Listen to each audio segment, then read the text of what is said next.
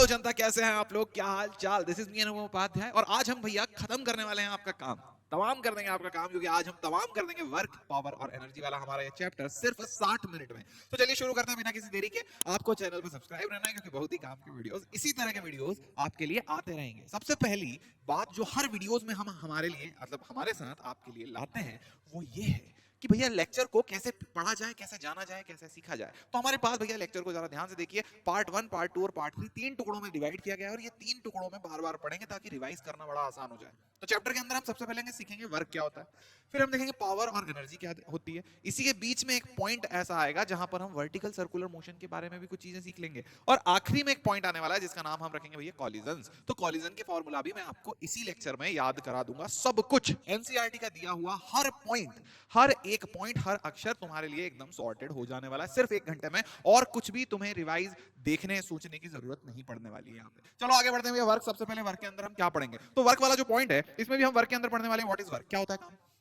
कैसे कैलकुलेट करते हैं, नेचर ऑफ वर्क, अगर वर्क पॉजिटिव है, नेगेटिव है, जीरो है तो क्या होता है। उसके बाद work done by variable force. अच्छा, अगर पढ़ा तो वर्क वेरिएबल फोर्स आ गया तो फिर क्या करेंगे? इसके बाद भैया वेयर इज एनर्जी गोइंग। तो ये क्या है, मतलब पूरी की पूरी चीज समझते हैं, हर एक चीज यहाँ पर होगी, प्रॉपर फील आएगा। अब सबसे पहली बात चीकू भैया, ये काम क्या होता है, व्हाट इज वर्क, वर्क होता क्या है? तो भैया हमारे यहाँ हर एक बच्चे को जब भी पूछा जाता है तो वो प्राणी फड़फड़ा के बोलता है चीकू भैया फोर्स इनटू डिस्प्लेसमेंट। हाँ, नहीं बेटा, फोर्स इनटू डिस्प्लेसमेंट तो एक फॉर्मूला है, कैलकुलेट करने का तरीका है। तो अगर तुमसे मैं पूछूं कि वर्क का असली असली अर्थ बताओ, तो वर्क का जो असली अर्थ होता है उसका मतलब होता है ट्रांसफर ऑफ एनर्जी। ठीक है, तो ट्रांसफर ऑफ एनर्जी। तो जब भी किसी चीज में एनर्जी का ट्रांसफर होता है या एनर्जी का चेंज होता है, हम बोलेंगे कि जब भी किसी कहीं से कहीं तक एनर्जी का ट्रांसफर हो रहा है, जब भी कहीं से कहीं तक एनर्जी का चेंज हो रहा है, हम बोलेंगे वर्क हो रहा है। हम क्या बोलेंगे भाई? वर्क हो रहा है। क्या ये बात आपको बहुत अच्छे से क्लियर हो गई? तो अगर आपने किसी की एनर्जी चेंज कर दी मतलब आपने काम कर दिया, किसी ने आपकी एनर्जी चेंज कर दी, उसने आप पे काम कर दिया, आप दोनों ने एक दूसरे की एनर्जी चेंज कर दी, आप दोनों ने एक दूसरे पे काम कर दिया। बेटा समझ रहे हो क्या?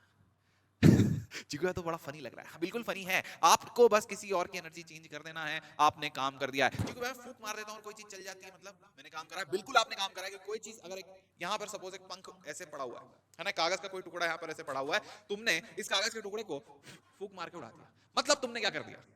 काम कर दिया, है ना? समझ में आ गया भाई? वाह क्या काम कर रहा है। यही काम है, यही जॉब होती है, दिन भर कागज के टुकड़े को फूंक मार दो, मजा आ जाता है। कहाँ आईआईटी के झंझट में पड़े, कोई बात नहीं। चलो, ट्रांसफर ऑफ एनर्जी समझ में आ गया। जब भी आप किसी चीज की एनर्जी चेंज कर रहे हैं आप वर्क कर रहे हैं, दैट्स इट। अब चीकू भैया ये वर्क कैलकुलेट कैसे होता है? तो अब बात आती है तुम्हारे फॉर्मूले की। तो वर्क को कैलकुलेट करने का तरीका यह है कि भैया अगर मेरे पास इस तरह से एक ऑब्जेक्ट है, इस ऑब्जेक्ट पे लगा है एक फोर्स, क्या बात समझ में आ गई? फोर्स थोड़ा सा, फोर्स की वजह से ऑब्जेक्ट थोड़ा सा डिस्प्लेस हो गया। हमने बोला भैया कितना डिस्प्लेस हो गया? इसने बोला भाई तो थोड़ा सा ही डिस्प्लेस हुआ हूं, दिखाने के लिए बड़ा दिख रहा है लेकिन थोड़ा सा डिस्प्लेसमेंट है dx, बहुत छोटा सा डिस्प्लेसमेंट है dx। तो हम बोलेंगे भैया अच्छा मतलब बहुत छोटा सा वर्क हुआ है, बहुत छोटा सा वर्क हुआ तो कितना हुआ होगा? तो इस वर्क को कैलकुलेट करने का फॉर्मूला होता है f डॉट dx। क्या बात बहुत अच्छे समझ में आ गई? तो वर्क इतना क्या होता है? Change in energy. जब भी आप किसी चीज की एनर्जी चेंज करते हैं हम बोलते हैं वर्क हुआ है। क्लियर? अब भैया वर्क कैलकुलेट कितना वर्क हुआ है आपने, मतलब किसी की कितनी एनर्जी चेंज करी है, तो उसका फॉर्मूला था फोर्स इनटू डिस्प्लेसमेंट। आगे बात समझ में? अब यहाँ पे डॉट प्रोडक्ट हो रहा है। डॉट प्रोडक्ट क्या होता है भाई? स्केलर प्रोडक्ट होता है। स्केलर प्रोडक्ट में मान के चल रहा हूँ, आपको पता होगा, नहीं मान के चल रहे बीच में मैं आपको कहीं ना कहीं क्वेश्चन के अंदर बता दूंगा। स्केलर प्रोडक्ट का अलग से भी मैंने वीडियो बना रखा है, अनुपम उपाध्याय ऐसे, अनुपम सर वेदांतु स्केलर प्रोडक्ट ऐसे करके और वेक्टर प्रोडक्ट ऐसे करके सर्च कर सकते हैं, प्रॉपर वीडियो मिल जाएगा। अब डीडब्ल्यू इज इक्वल टू जो छोटा सा वर्क हुआ है वो किसके बराबर है? एफ डॉट डीएक्स के बराबर है। समझ में आया? बहुत अच्छे से क्लियर है। अब यहीं पे दो तरह के फोर्सेस होते हैं, क्योंकि हमें भैया यहाँ पर पूरा की पूरा छोटू सा वर्क थोड़ी है, हमें तो पूरा वर्क चाहिए। हल्के पतले काम में वो बात नहीं करते, हम तो बड़े वर्क की बात करेंगे भैया। यहां से देखो जीरो से लेके एक्स तक, जीरो से लेके डब्ल्यू तक। तो भैया जीरो से लेके एक्स तक डिस्प्लेस करा है, यहाँ पे जीरो से लेके कहां तक डिस्प्लेस करा है? एक्स तक डिस्प्लेस करा है। जीरो से लेके डब्ल्यू तक इसने वर्क किया है। तो जो वर्क किया है, जो वर्क किया है वो वर्क कितना किया है? F dot delta x. बेटा समझ में आया? तो भैया एफ डॉट डेल्टा एक्स पर ये कब होगा, ये चीज को भी मैं समझा देता हूं आपको कि बेटा इसमें अगर फोर्स कांस्टेंट है, ध्यान से देखना है, if force is equals to constant, ठीक है, force is equals to constant. अब अगर हमने फोर्स को बाहर ले लिया तो work will be equals to F dot integration of dx. ये बात समझ में आ गई? F dot integration of dx कहां से कहां तक? जीरो से लेके, या ध्यान से देख लो, जीरो से लेके कहां तक जाएगा? कहीं एक्स तक जाएगा, और इस चीज को लिख देंगे एफ डॉट डेल्टा एक्स।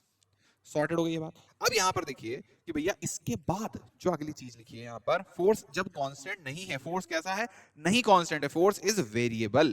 तो बेटा फोर्स हमारा कैसा आ गया है? वेरिएबल आ गया है। वेरिएबल फोर्स के लिए हम क्या लिखेंगे? ध्यान से देखो भैया, जो हमारा वेरिएबल फोर्स है, वेरिएबल फोर्स के लिए हम क्या लिखेंगे? ये आ जाएगा एफ डॉट डीएक्स का इंटीग्रल एफ डॉट dx का इंटीग्रल ये आ गया वर्क के बराबर। बड़ा समझ गए? तो नॉर्मल फोर्स है तो सीधा एफ डॉट dx लिख दो, F dot delta x, F dot delta x मतलब जितना डिस्प्लेसमेंट हुआ उसको फोर्स से मल्टीप्लाई कर रहे हैं, डॉट प्रोडक्ट कर रहे हैं। पर ये जो है इसमें हम क्या कर रहे हैं, इस वाले में हम क्या कर रहे हैं, इस वाले में भाई हमारा सिंपल सिंपल सा है कि फोर्स जो दे रहा है उसको इंटीग्रेट करना है। तो चीकू भैया तो बड़ा बोरिंग हो गया? नहीं, बोरिंग नहीं हुआ, ये सीखने वाली बात हो गई कि जब भी तुम्हारे पास एक सिंपल सा फोर्स आ गया, जब भी तुम्हारे पास एक सिंपल सा कांस्टेंट फोर्स आ गया, तुम डिस्प्लेसमेंट से सीधे मल्टीप्लाई कर दो, आंसर मिलेगा। ठीक है, ठीक है, ठीक है, ठीक है, सीधे डॉट प्रोडक्ट कर दो, आंसर मिलेगा। दूसरी चीज, अगर वेरिएबल फोर्स है तो इंटीग्रेट कर दो। बहुत सिंपल, दो तरह के क्वेश्चन आएंगे, हमें बहुत अच्छे से पता चल गया। चलो, work done in is a किस कौन सी क्वांटिटी, वर्क कैसे निकलता है जरा देखो। एफ डॉट डीएक्स, चीकू भैया एफ डॉट डीएक्स दिल दिल चिल्ला के बोल रहा है एफ डॉट डीएक्स निकलता, मतलब क्या हो रहा है, डॉट प्रोडक्ट। डॉट प्रोडक्ट का एक और नाम है, इसकी मम्मी घर में इसे प्यार से चुन्नू मुन्नू नहीं बोलती, डॉट प्रोडक्ट को घर पे मम्मी प्यार से कुछ तो बोलती है, अरे मेरे बेटा स्केलर इधर आ जा। तो ये कौन सा प्रोडक्ट है, स्केलर प्रोडक्ट। क्यों बोलती है स्केलर प्रोडक्ट, क्योंकि जब भी ये प्रोडक्ट करता है तो जो सामने वाली क्वांटिटी निकलती है वो स्केलर निकलती है, तो वर्क डन कैसी क्वांटिटी हो गई, स्केलर क्वांटिटी हो गई। आई होप आपको समझ में आ रहा होगा। अगली चीज, अगर हमारे पास ऐसे दे रखा है कि भैया 50 न्यूटन का फोर्स है, एक एंगल 45 डिग्री पे फ्रॉम हॉरिजॉन्टल लगा दिया, तो एक डब्बा रखा हुआ है, गंभीर समस्या आ गई। एक डब्बा रखा हुआ है, डब्बे के ऊपर बोल दिया कि भैया इस डब्बे के ऊपर हमारे पास 50 न्यूटन का फोर्स लगा दिया है और हॉरिजॉन्टल से 45 डिग्री पर रख दिया। अब डब्बा क्या करेगा, डब्बा बड़ा मजबूर है, डब्बे को चलना पड़ेगा, तो जमीन पर डब्बा चलेगा। और कितनी डिस्टेंस चल रहा है, जमीन पर डब्बे को चलना पड़ेगा, और कितनी डिस्टेंस डब्बा चल रहा है, डब्बा जो डिस्टेंस चल रहा है दैट डिस्टेंस इज 4 मीटर, डब्बा जो डिस्टेंस चल रहा है दैट डिस्टेंस इज 4 मीटर। तो work done will be equals to F dot S. Cheeku भैया एफ डॉट एस क्यों लिया, एफ आपने इंटीग्रेशन वाला फॉर्मूला क्यों नहीं लगाया, क्योंकि यहां साफ साफ दिख रहा है, क्योंकि हमें साफ साफ दिख रहा है फोर्स कांस्टेंट है। बेटा फोर्स वेरिएबल आएगा ना तो उसके अंदर एक्स टाइम इस तरह की गंदी गंदी चीजें आएंगी। जब भी इसके अंदर कोई वेरिएबल चीज नहीं है, जब भी ये साफ साफ सीधा सुंदर कांस्टेंट दिख रहा है, हम हमेशा यहां पर क्या करेंगे, हम हमेशा यहां पर क्या करेंगे, एफ डॉट एस सिंपल वाला फॉर्मूला ये लगाएंगे। ठीक है, अगर यहाँ एक्स दिखेगा तभी हम यहाँ पर वेरिएबल वाला फॉर्मूला लगाएंगे। तो यहाँ पे आ गया एफ, बेटा समझ रहे हो, बड़ा तो नहीं गए, तो यहाँ कांस्टेंट है तो एफ डॉट एस लिख देंगे। देखो वेरिएबल वाला मैं बता दूंगा, 50 डिस्प्लेसमेंट कितना है 4 मीटर, हमें पता चल गया डिस्प्लेसमेंट इसका 4 मीटर है, किसी की आंखों में आंसू नहीं आने चाहिए। एफ एस कॉस थीटा आ जाएगा, एफ डॉट एस क्या हो जाएगा, एफ एस कॉस थीटा, है ना, कॉस थीटा मतलब डिस्प्लेसमेंट और इसके बीच का एंगल। तो एंगल कितना है, जल्दी बता दो एंगल कितना है, ये जो इन दोनों के बीच का एंगल है कितना है, कॉस 45। कॉस 45 मतलब cos 45 मतलब 50 into 4 that is 50 into 4 that is 200, cos 45 that is 1 by root 2, तो 200 by root 2, ठीक है, 100 root 2 आप जैसे लिखना चाहें। अब ये आपको फॉर्मूला यूज करते आ गया कांस्टेंट फोर्स के लिए, वेरिएबल के लिए नहीं आया, वो अभी करके सीख लेंगे। अब चीको भैया आपने बोला वर्क होता है, जब भी अपन ने वर्क करा तो वर्क तो पॉजिटिव नेगेटिव जीरो सब हो सकता है, कैसे, क्योंकि क्योंकि क्योंकि क्योंकि यहां पर आ रहा है cos थीटा। तो जब भी आप वर्क का फॉर्मूला देखोगे, जब भी आप इस तरह से वर्क का फॉर्मूला देखोगे, वर्क का फॉर्मूला होता है चीकू भैया एफ डॉट एस, हाँ हाँ यही तो होता है। तो यहाँ पर अगर एफ एस डॉट, अरे यार एफ एस कॉस थीटा आ गया, तो हमने पूछा कि अच्छा कॉस थीटा तुम बताओ तुम क्या क्या हो सकते हो। कॉस थीटा बोलेगा मैं तो सर्वत्र हो सकता हूँ, कॉस थीटा बोलेगा भैया मैं तो पॉजिटिव भी हो सकता हूँ, कॉस थीटा बोलेगा मैं पॉजिटिव भी हो सकता हूँ अगर थीटा कैसा है, जल्दी बताओ अगर थीटा कैसा है, ग्रेटर देन 0 लेस देन 90। समझो जरा इस बात को कि थीटा अगर 0 से बड़ा है और 90 से छोटा है तो cos थीटा पॉजिटिव हो जाएगा। cos थीटा बोलेगा हाँ भाई मैं हक से पॉजिटिव होऊंगा। अगर इसने बोला कि भैया cos थीटा क्या तुम नेगेटिव भी हो सकते हो, तो cos थीटा ने बोला हाँ मैं लेस देन 0 भी हो सकता हूँ, नेगेटिव भी हो सकता हूँ। अब यहां पर देखो theta is greater than 90 less than 180, theta is greater than 90 less than 180, तो आप खुशी से बोलोगे हाँ भाई वाह भाई वाह cos थीटा वाह। आप देखो थीटा, आप नेगेटिव हो जाओगे पर कब नेगेटिव होगे, आप बड़ा नेगेटिव सोचोगे पर कब, जब आप 90 से बड़े हो जाओगे और 180 से छोटे रहोगे तो आप नेगेटिव सोचोगे। cos थीटा ने बोला कि अच्छा अगर मैं cos थीटा 90 के बराबर हो गया, क्या मैं 0 भी हो सकता हूँ, बिल्कुल 0 भी हो सकता हूँ जब थीटा किसके बराबर हो जाए, 90 के बराबर। ठीक, तो 90 के पहले cos थीटा पॉजिटिव, 90 के बाद cos थीटा नेगेटिव, 90 में जाके सट आ रहा है cos थीटा, सॉर्टेड है, पहले पॉजिटिव सोच रहा है बाद में नेगेटिव सोच रहा है। तो जब यहाँ cos थीटा पॉजिटिव है तो यहाँ वर्क क्या होगा, पॉजिटिव होगा, यहाँ वर्क क्या होगा, नेगेटिव होगा, और यहाँ वर्क क्या होगा, 0 होगा। ठीक, सबको समझ में आ गई भैया ये बात।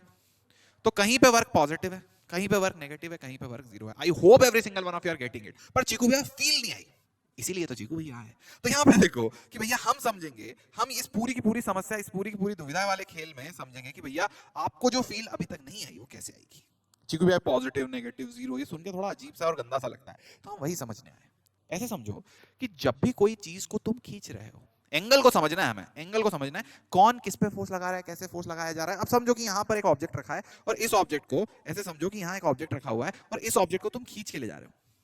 ठीक है, तुम कहीं पे पड़े हुए हो, तुम्हारे पिताजी तुम्हें खींच, तुम्हारी मम्मी तुम्हें खींच के ले जा रही है ऐसे, ठीक, ऐसे तुम पड़े हुए हो और तुम्हारी मम्मी तुम्हें फोर्स लगा करके ऐसे खींच के ले जा रही है, दिख रहा है एकदम प्रॉपर, ऐसे खींच के चल अच्छा नहीं जाएगा, चल चल चल, तुम्हारे को एकदम घसीट के खींच के ऐसे लेकर के जाया जा रहा है। मतलब तुम्हारा जिस तरफ डिस्प्लेसमेंट है अपने आप के ऊपर सोचो, ऑब्जेक्ट जो जो ऑब्जेक्ट को देखना है उस ऑब्जेक्ट के बारे में सोचो, ठीक है। एक सिस्टम मानना, मैंने आपको पहले भी बोला था, किसे देखना है, जिसे भी देखना है उसके ऊपर एक सिस्टम मान लो। तो तुमने एक ऑब्जेक्ट को, इस ऑब्जेक्ट को अगर तुम सिस्टम मानो तो तुम्हें दिखेगा कि इस ऑब्जेक्ट के ऊपर क्या है, फोर्स लग रहा है इधर की तरफ, और इस ऑब्जेक्ट के ऊपर क्या है, एक और चीज है कि इसका डिस्प्लेसमेंट भी हो रहा है इस तरफ। तो इधर है फोर्स, इधर है डिस्प्लेसमेंट, इधर है फोर्स, इधर है डिस्प्लेसमेंट। क्या ये बात बहुत अच्छे से समझ में आ गई? ठीक है, ओके। इन दोनों के बीच का एंगल है।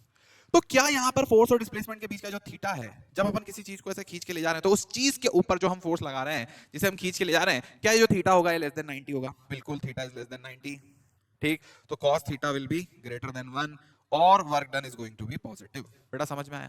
तो ये तीनों चीजें बहुत अच्छे से समझ में आ गई। अच्छा चीकू भैया, जब वर्क डन पॉजिटिव है तो ऐसा क्या हो जाएगा? वर्क डन पॉजिटिव का मतलब होता है कि जब हम किसी चीज को खींच के ले जा रहे हैं हम उसे एनर्जी दे रहे हैं। जैसे आप एयरपोर्ट पे गए, ठीक है, चीकू भैया ज्यादा हो गया, ठीक है, थोड़ा नीचे आते हैं। आप ट्रेन पे गए, ज्यादा हो गया, नहीं तो सही है, ट्रेन में तो जाते हैं। तो यहाँ पे देखो, आप ट्रेन में जा रहे हैं, अब ट्रेन में जब आप ट्रॉली को खींच के ले जा रहे हैं तो आप ट्रॉली खुद की एनर्जी थोड़ी है, ट्रॉली को आप खींच के नहीं ले जा रहे, मतलब ट्रॉली आपको खींच के नहीं ले रही, आप ट्रॉली को ऐसे खींच के ले जा रहे हो। तो आप ट्रॉली को इसी तरह से खींच के ले जाओगे, इसी तरह से खींच के ले जाओगे। आप ट्रॉली के ऊपर वर्क कर रहे हो, पॉजिटिव वर्क कर रहे हो। पॉजिटिव वर्क का मतलब होता है एनर्जी देना, पॉजिटिव वर्क का मतलब होता है एनर्जी देना। बेटा बात समझ में आ गई? अच्छा, जब कोई चीज आपको खींच के ले जा रही है, समझे इस बात को, कि कोई चीज आपको खींच के ले जा रही है, या कोई चीज ऐसे समझो कि आप किसी चीज को पीछे खींच रहे हो, आप किसी चीज को पीछे खींच रहे हो, कोई चीज बहुत तेज दौड़ रही है ना, आपने बच्चे से बोल दिया घर पे पापा हैं, ऐसे बोले चुपचाप जल्दी से घर चल, जैसे इसको मम्मी पहले खींच के ले जा रही थी ना, तो मैं ऐसे पकड़ के चल चल, घर नहीं जाएगा, चल चल, ठीक है। अब मम्मी बोले अच्छा ज्यादा नाटक करा, रुक पापा को बुलाती हूँ। अरे सुनते हो? तो ऐसे करके जैसे ही पापा को आवाज दी तुम उठ के, हाँ मम्मी चल रहा हूँ चल रहा हूँ, ठीक। तो तुम उठ के दौड़ के जाने लगे आगे आगे। क्या बात समझ में आई? ठीक है। अब जब तुम दौड़ के जाने लग गए तो मम्मी क्या करेगी? अरे धीरे दौड़, अरे धीरे दौड़, समझे? तो पहले मम्मी तुम्हें खींच के ले जा रही थी, अब तुम आगे दौड़ के जा रहे हो तो मम्मी तुम्हें बोले अरे भाई रुक जा, अरे भाई रुक जा। समझ गए?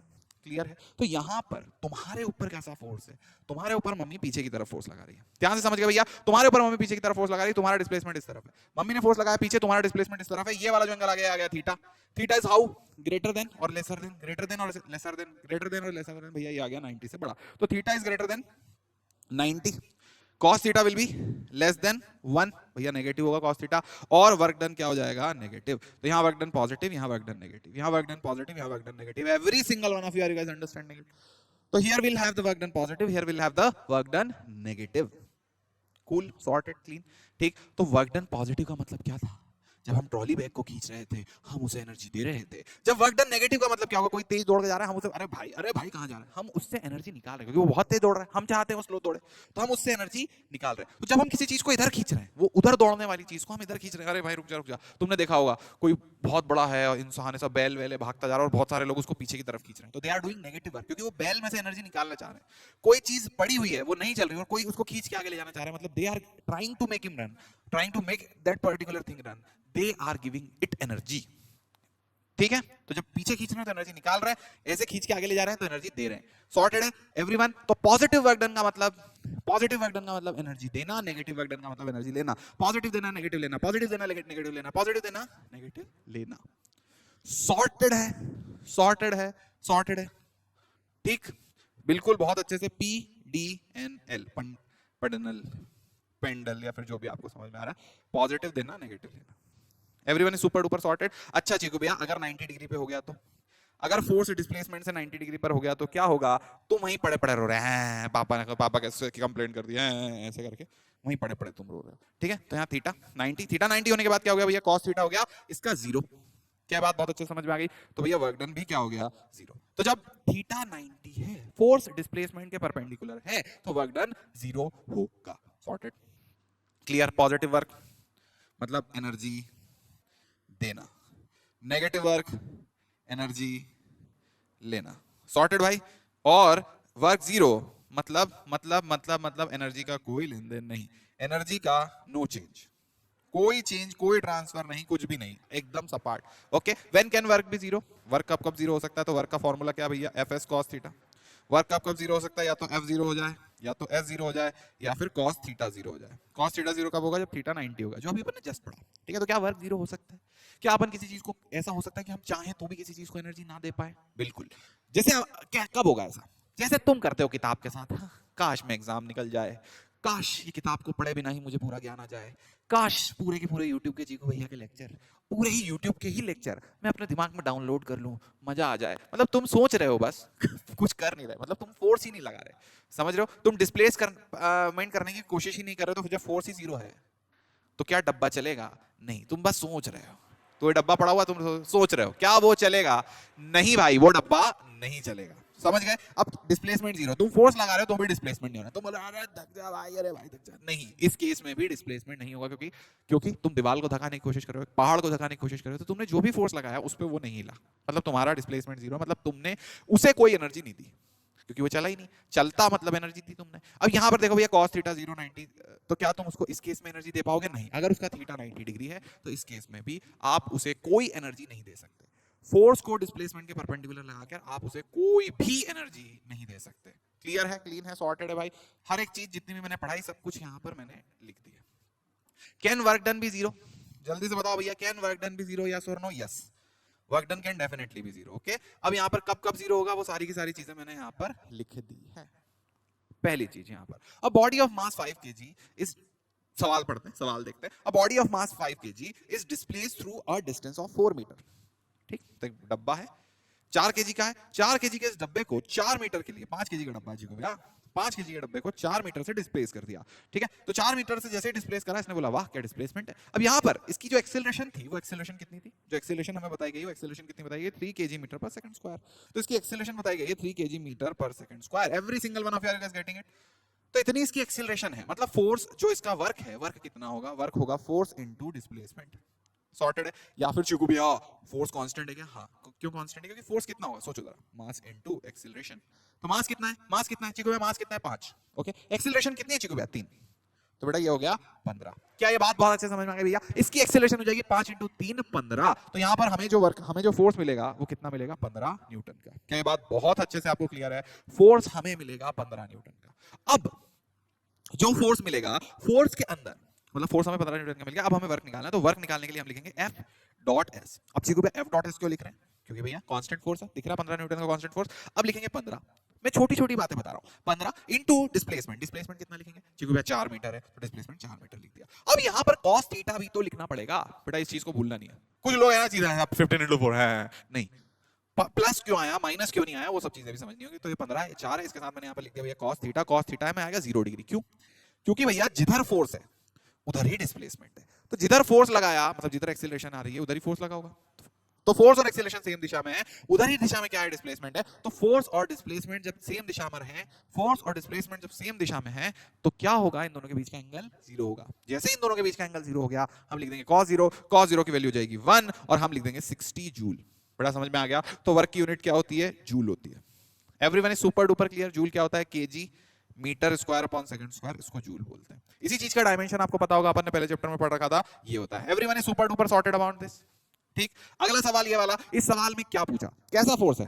काफी ज्यादा लोग फड़फड़ा गए, चीकू भैया आई कैप जे कैप आ गया, चीकू भैया वेरिएबल फोर्स है भाई, वेरिएबल फोर्स है। अरे नहीं बेटा, क्या इसके अंदर x दिख रहा है? क्या इसके अंदर t दिख रहा है? सब कांस्टेंट नंबर ही तो है, कोई वेरिएबल है क्या इसके अंदर? वेरिएबल जब होगा तब ये वेरिएबल फोर्स होगा, अभी ये वेरिएबल फोर्स है नहीं। तो भैया इसके लिए फोर्स के लिए क्या लिखोगे? तुम लिख दोगे 3i cap minus 2j cap plus 4k cap, ऐसे करके आपने इसको फोर्स लिखा। ठीक है, अब अगर आप डिस्प्लेसमेंट पता करोगे तो डिस्प्लेसमेंट देखो कहां से जा रहा है, 0 से 3, 0 से 6, 0 से 2। ठीक, तो भैया इसका जो r वेक्टर है वो r वेक्टर कितना है? 3i cap plus 6j cap minus 2k cap. 3i cap 6j cap minus 2k cap, 3i cap minus 2j cap plus 4k cap. दोनों चीज समझ में आ गई। अब मैं आपको बता देता हूं डॉट प्रोडक्ट कैसे होता है। तो बेटा जब भी दो वेक्टर हैं, सपोज दुनिया के कोई भी दो वेक्टर हैं, एक वेक्टर है i कैप प्लस एक वेक्टर है j कैप प्लस एक वेक्टर है 2k कैप, ये a वेक्टर है। दूसरा वेक्टर है b जो कि है j कैप, सॉरी जो कि है 2i cap plus j cap minus 2k cap. क्या ये बात बहुत अच्छे समझ में आ गई? अब जब भी अगर हमसे किसी ने पूछा हो a डॉट b बताओ, तो आपको क्या करना होता है? मैं डॉट प्रोडक्ट सिखा रहा हूं, a डॉट b बताओ, तो आपको क्या करना होगा? i के साथ कौन है 1, 2 के साथ i, इस i के साथ कौन है 2, तो आप लिखोगे 1 × 2, क्लियर, प्लस 1 1, हम मल्टीप्लाई करेंगे 1 मल्टीप्लाइड विद 1, सॉर्टेड है। 2 मल्टीप्लाइड विद -2। तो हम यहाँ लिखेंगे प्लस k के साथ कौन है, तो बेटा j के साथ जो है वो j के साथ से मल्टीप्लाई कर दिया। k के साथ कौन था जल्दी बताया यार, k के साथ तो मैं क्या दिख रहा है 2, तो इस k के साथ भी क्या है -2, तो 2 से -2 मल्टीप्लाई करा, हमने लिखा 2 into -2। आंसू तो नहीं छूट गए भैया, कोई फड़फड़ा तो नहीं गया, बहुत सिंपल सी बात है, 1 into 2 1 into 1 2 into -2 सॉर्टेड। ऐसे ही करके लिखा, ये गया 2 + 1 -4 चीकू भैया -1 आंसर आ गया। दिस इज डॉट प्रोडक्ट, ये एक मैग्नीट्यूड है, एक स्केलर क्वांटिटी है। अब यहाँ का डॉट प्रोडक्ट आप लोग कमेंट करिए, आंसर बताइए। r क्रॉस f करोगे, r डॉट f करोगे, f डॉट r करोगे, एक ही बात है। 3 को 3 से, 6 को -2 से, -2 को 4 से मल्टीप्लाई करना है। यहां पर आपका जो आएगा r डॉट f आएगा, ठीक, कोई फड़फड़ाएगा नहीं, ये आएगा r डॉट f, और ये चीज बराबर होगी वर्क के। तो आंसर भाई कमेंट करना है तुम्हें, हर एक प्राणी कमेंट करके आंसर बताएगा भैया कितना आंसर होगा, तो ये होगा 3 into 3। मैं लिख दूं ना, मैं लिख देता हूं, तुम चेक कर लेना, प्लस -2 into 6, बेटा ब्रैकेट में लिखोगे तो मस्त होगा, कोई दिक्कत नहीं होगी, प्लस 4 into -2। अब मुझे नहीं पता भाई, अब मैं नहीं कर सकता, इसके आगे तुम लोग सॉल्व कर लेना, ठीक है, सॉर्टेड है। चलो आगे बढ़ते हैं भैया। ठीक है भैया, अब वेरिएबल फोर्स के साथ कैसा होगा, तो बहुत ही बढ़िया बात हो गई भैया। वेरिएबल फोर्स तो f डॉट dx लिखते हैं, f डॉट dx लिखने के बाद क्या हम ऐसा कर सकते हैं, इंटीग्रेशन लगाते हैं और इसके ऊपर वर्क लिखते हैं। बहुत बढ़िया, 0 से लेके x तक, क्या बात बहुत अच्छे से समझ में आ गई। 0 से लेके x तक हमने इसे इंटीग्रेट करा, f डॉट dx लिखा जो कि वर्क के बराबर हो गया। अब इसके बाद दिक्कत क्या आएगी जी भैया, दिक्कत ये आएगी कि तुम्हें इंटीग्रेशन आना चाहिए। इंटीग्रेशन मैं उम्मीद कर रहा हूं थोड़ा बहुत बेसिक तुम्हें आता होगा, तो मैं आपको बताता हूं कि भैया इसके ऊपर क्वेश्चन कैसा आएगा। जैसे फोर्स इज इक्वल टू, किसी ने लिख दिया 3x मेरा, या 3x स्क्वायर करके एक फोर्स है, ठीक है, ये फोर्स 3x स्क्वायर दे रखा है, ये क्या वेरिएबल फोर्स है। हम देखेंगे, सोचेंगे, फड़फड़ाएंगे, x दिख रहा है ना भाई। जीवन में जब जब तुम्हारे जीवन में x आया, एक्समैन मूवी के अलावा, तब तब तुम्हें मजा आया होगा, वाह, है ना बेटा। मैथ्स, फिजिक्स, पढ़ाई, किताबों में जहां जहां x दिखा है वहां तो दिक्कत हुई, इसके अलावा जहां तुमने x देखा वहां तुम्हें मजा आया। अब यहाँ देखो भैया, 3x स्क्वायर यहाँ पर है, 3x स्क्वायर यहाँ पर है। अब 3x स्क्वायर को अगर मैं लिखूंगा तो यहाँ पर क्या है, वेरिएबल फोर्स है। हाँ, ये वेरिएबल फोर्स है, क्योंकि जब जब x बदलेगा फोर्स बदलेगा। क्लियर है। अब यहाँ पर इसे सॉल्व कैसे करना है जी भैया, तो हम लिखेंगे f डॉट dx, और इसे इंटीग्रेट करके हम लिखेंगे 3x स्क्वायर dx। ध्यान से देखना पापियों, यहाँ पर f dot dx 3x square integrate करना है। तो इस क्वेश्चन में जब भी ऐसा दिया होगा, कहीं ना कहीं कुछ ना कुछ बताया होगा, जैसे f is equal to 3x square, find work from x is equal to 0 to x is equal to 4, ऐसा दे दिया, 0 से लेके 4 तक। कहां 0 से लेके 4 तक। अब हमें वर्क पता करना है, ठीक। तो हम बोलेंगे भैया work will be equal to कहां से कहां तक, 0 से लेके 4 तक। तो ये आ जाएगा 3x cube by 3, 3x cube by 3 कहां से कहां तक, 0 से लेके 4 तक। 3x क्यूब बाय 3 कहां से कहां तक, 0 से लेके 4 तक। इससे ये कैंसिल आउट हो गया। अब हम एक बार 4 डालेंगे तो आ जाएगा 4 का क्यूब, एक बार हम 0 डालेंगे तो आ जाएगा -0 का cube. Sorted. 4 into 4 into 4 that is 16 into 4 that is आएगा 64 joule. Are you guys understanding. तो कुछ नहीं करना भाई, इस पापी को पकड़ के इंटीग्रेट कर देना है, और कुछ भी नहीं है। वेरिएबल फोर्स का मतलब समझ में आ गया आपको बहुत अच्छे से। तो जब फोर्स कांस्टेंट होगा तो इसे कांस्टेंट फोर्स बोलेंगे, जब फोर्स नाच रहा होगा मतलब फोर्स x के रिस्पेक्ट में चेंज हो रहा होगा, फोर्स जब x के रिस्पेक्ट में चेंज हो रहा होगा, variable force. Everyone is understanding. अच्छा तो चिकू भैया, वेरिएबल जो फोर्स होगा जिसमें अपन ने f डॉट dx ऐसे लिखा है, तो क्या f डॉट dx का अगर मैं वर्क निकालूंगा, इसको वर्क बोल रहे हैं, f डॉट dx को वर्क बोल रहे हैं, f डॉट dx को वर्क बोल रहे हैं, मतलब f और x के ग्राफ का एरिया वर्क है, f और x के ग्राफ का एरिया वर्क है। ऐसा आपको कैसे पता चला चीकू भैया, अगर मैंने यहाँ पर x1 से लेके x2 तक लिखा है, तो f और x का जो ग्राफ है x1 से लेके x2 तक, वो एरिया में वर्क बताएगा। चीकू भैया आप ऐसा क्यों बोल रहे हो, क्योंकि बेटा याद है तुम्हें, जब हम वेलोसिटी को टाइम के रिस्पेक्ट में इंटीग्रेट करते थे, किसी वेलोसिटी को टाइम के रिस्पेक्ट में इंटीग्रेट करते थे t1 से लेके t2 तक, तो भैया जब ऐसा करते थे तो ये चीज हमें क्या बताती थी, डिस्प्लेसमेंट बताती थी। बेटा याद है क्या, ये वाली चीज हमें क्या बताती थी, डिस्प्लेसमेंट बताती थी। तो v को जब वेलोसिटी को इंटीग्रेट करते थे तो हमें displacement that is change in position मिलता था। क्या बात याद है, मतलब vt ग्राफ का एरिया हमें डिस्प्लेसमेंट देता था। तो अगर f और x को इंटीग्रेट कर रहे हैं x के रिस्पेक्ट में, तो हमें वर्क मिल रहा है, मतलब f और x का ग्राफ का जो एरिया होगा वो हमें क्या देगा, वर्क देगा। बेटा समझ गए। तो fx ग्राफ का एरिया वर्क देगा, vt ग्राफ का एरिया डिस्प्लेसमेंट देता था। क्या ये बात समझ में आ गई भाई, बहुत अच्छे से क्लियर हो गई। चलो आगे बढ़ते हैं। तो जब भी हमारे पास कोई fx ग्राफ होगा, इसका एरिया हमें क्या देने वाला है, वर्क देने वाला है। ऊपर वाला एरिया पॉजिटिव एरिया तो पॉजिटिव वर्क, नेगेटिव एरिया तो नेगेटिव वर्क। आई होप आप लोगों को समझ में आ गया होगा, ठीक। अब ये एक सवाल है, ठीक, कैसा सवाल है, कैसा फोर्स है, तुम तो बस कमेंट करो। तुमसे पूछ रहा हूं, तुमसे, अगर तुम्हें थोड़ा भी समझ में आया तो कमेंट करके बताओ कौन सा फोर्स है, किस तरह का फोर्स दिख रहा है, शक्ल देखो इसकी, देखो गौर से देखो, ध्यान से देखिए, इस तरह देखो कौन सा फोर्स है ये। F इज इक्वल टू कौन सा फोर्स है, 3x, कौन सा फोर्स है बताओ। समझ गए। अब भैया तुम्हें क्या करना है, इसे इंटीग्रेट करना है, इसका आंसर बताना। बहुत ही सिंपल सरल सा सवाल है, आप कमेंट करके इसका आंसर बता सकते हैं। सॉर्टेड है। ये वाला सवाल अपन देखते हैं। अब हमारे पास एक सवाल है, बोला गया भैया फाइंड फोर्स, सॉरी फोर्स नहीं, फोर्स तो दिया हुआ है, force of a particle moving in a straight line varies with the distance as shown in figure. तो ऐसा करके ये पूरा ग्राफ दे रखा है। अब बोला गया work done on the particle during its displacement of 12 metre, मतलब 0 से लेकर इसको 12 मीटर तक लेके गए, तो काम कितना किया गया? तो जो काम किया गया वो आपको पता चलेगा इसके एरिया से। काम जो किया गया उसको कहां से पता चलेगा? आपको इस एरिया से। और अगर ये आपने एरिया निकाले, चीकू भी एरिया से क्या पता चला? आप भी तो पढ़ा कि अगर एफ एक्स ग्राफ है तो एरिया काम बताएगा। एरिया ने काम बता दिया, एरिया ने काम बता दिया किसमें? एफ और एक्स। ये डिस्प्लेसमेंट है ना, ये एफ है ना, ये देखना एक्सिस देखना, नहीं तो फड़फड़ा के कहीं पे भी एरिया निकाल दो। नहीं, यही इतना बस नजर का खेल है। यहाँ पे फोर्स और डिस्प्लेसमेंट है, इसका एरिया में क्या देगा? वर्क देगा, इसका एरिया निकाल लो। चीकू भैया इसका एरिया कितना होगा? तो चीकू भैया इसके एक स्क्वायर है, स्क्वायर का एरिया मैं जब निकालूंगा 2 से मल्टीप्लाई करूंगा 4 को, क्योंकि ये वाली साइड 4 होगी, ये वाली साइड 2 होगी, 4 और 2 को मल्टीप्लाई करके हेड निकाल दिया चीकू भैया बनाया। अब यहाँ पे देखो ट्रायंगल है, ट्रायंगल का एरिया हाफ, बेस बेस कितना होगा? 7 से लेके 12 तक 5 होगा पापियों, 5 होगा ना, ठीक है। 5 मल्टीप्लाइड विथ 2 का square, half base into height, square नहीं सिर्फ 2। काच काच चीकू भैया 5 आ गया, 8 और 5 को जोड़ दिया, क्या आ गया? जल्दी बताओ भैया। 13 आ गया, आंसर 13 आ गया। सॉर्टेड भाई, ठीक। अब बात ही हो गई कि चीकू भैया आपने बताया, चीकू भैया आपने बताया कि जब भी एक पार्टिकल पे हमने फोर्स लगाया, हमने इसको डिस्प्लेस किया, ठीक है। तो जब भी मैंने एक पार्टिकल पे फोर्स लगाया, मैंने इसे डिस्प्लेस करके यहां तक ले गया, मैंने फोर्स लगाया डिस्प्लेस करके यहां तक ले गया, तो जब मैंने इसे लेके गया तो मैंने वर्क करा मतलब पॉजिटिव वर्क करा, पॉजिटिव वर्क करा, पॉजिटिव वर्क करा। मैंने जो एनर्जी थी वो एनर्जी गई कहां? चीकू भैया आप बताओ कि वो एनर्जी कहां गई? मैंने जो इसके ऊपर पॉजिटिव वर्क करके इसे एनर्जी दी, वो एनर्जी कहां गई? बताओ, जानना चाहता है भारत। वही मैं बताऊंगा कि कहां जा रही है वो एनर्जी। वो एनर्जी या तो इसकी काइनेटिक या तो इसकी पोटेंशियल एनर्जी में जा रही है। वही हम इसके अगले पार्ट में पढ़ेंगे, जो है एनर्जीज एंड पावर। अब इसमें हम क्या पढ़ेंगे? इसमें 2 तरह की चीजें पढ़ेंगे। पहले तो हम एनर्जी के बारे में पढ़ेंगे, कौन कौन सी एनर्जी होती है, क्या थ्योरम होती है, कौन सी पोटेंशियल एनर्जी, क्या कंजर्वेटिव फोर्स, और फिर आखिरी में पढ़ेंगे पावर। पहली चीज काइनेटिक एनर्जी। क्यों है काइनेटिक एनर्जी क्या है? तो बेटा जब भी तुम किसी एक मासूम लाचार बेबस अकेले तन्हा पड़े डब्बे को, इतना बुरा लग रहा है डब्बे के लिए, तो अकेले तन्हा पड़े हुए डब्बे को तुम कोई वर्क कर देते हो। जैसे कि डब्बा यहाँ पे पड़ा हुआ है ना, तो यहाँ एक डब्बा पड़ा हुआ है, इसके ऊपर आपने 10 न्यूटन का फोर्स लगाया, डब्बा चल के थोड़ा एक डिस्प्लेसमेंट पे चला गया, सपोज 5 मीटर पे चला गया। अब जब डब्बे के ऊपर वर्क कितना हुआ, तुम खुद बताओ भैया। डब्बे के ऊपर जो वर्क हुआ कांस्टेंट फोर्स लग रहा है, आपने बोला बिल्कुल, तो हम लिखेंगे एफ एस कॉस थीटा, ठीक है। तो एफ कितना 10, एस कितना 5, कॉस थीटा, दोनों के बीच का एंगल कितना 0, तो कॉस 0, कॉस 0 को लिख देंगे 1, तो आ जाएगा 50 जूल। तो 50 जूल मैंने इसके ऊपर काम करा। अब 50 जूल जैसे ही मैंने इसके ऊपर काम करा, ये प्राणी फड़फड़ा के, ध्यान से देखना, 50 जूल जैसे ही मैंने इसके ऊपर काम करा, ये प्राणी फड़फड़ा के बोल रहा है मेरे पास 50 जूल की एनर्जी आई है, क्योंकि मैंने काम करा है।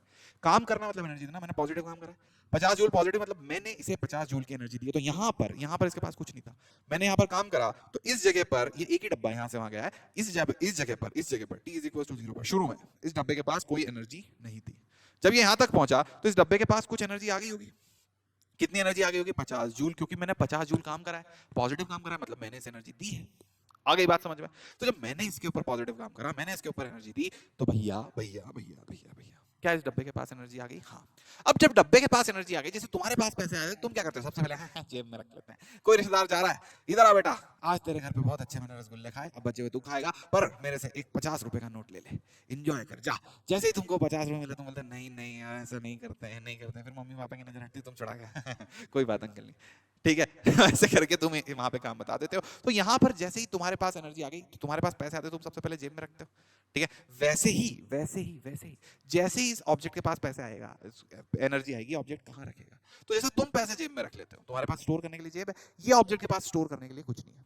तो ये ऑब्जेक्ट क्या करेगा? जैसे ही एनर्जी आएगी, इस एनर्जी को वो खुशी के मारे चलने लगेगा तो इसके पास एनर्जी जैसे ही आती है, ये चलने लगता है। तो वो एनर्जी कहाँ चली जाती है? इसके मोशन के अंदर हमें दिखती है। मतलब उस एनर्जी से ये क्या कर रहा होता है? मोशन कर रहा होता है।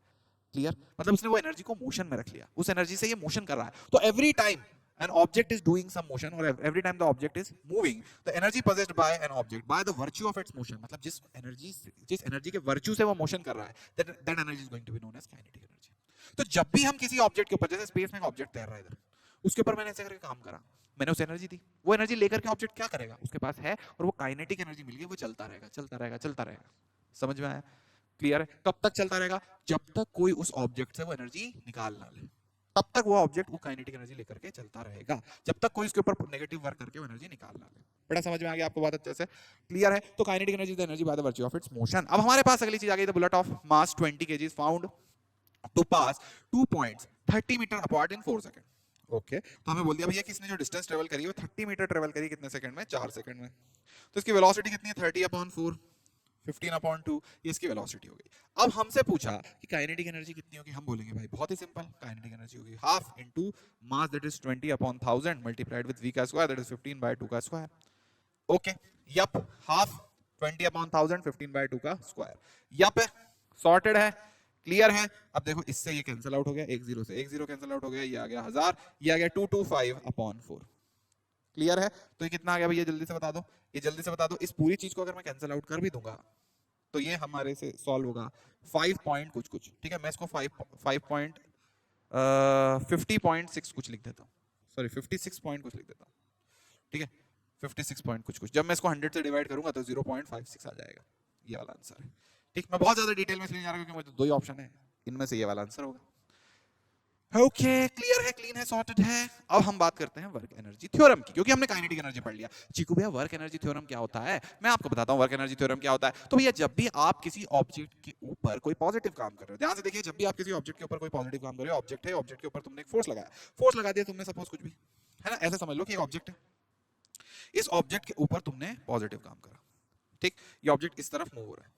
जब भी इस ऑब्जेक्ट के ऊपर किसी ने पॉजिटिव काम करा, एक F1 है, एक F2 है, एक और फोर्स लग रहा है वो F3 लग रहा है, एक और फोर्स इस तरफ से लग रहा है वो F4 लग रहा है, तो भैया हर फोर्स कुछ ना कुछ काम कर रहा है। कुछ फोर्सेस पॉजिटिव काम कर रहे हैं, कुछ फोर्सेस नेगेटिव काम कर रहे हैं।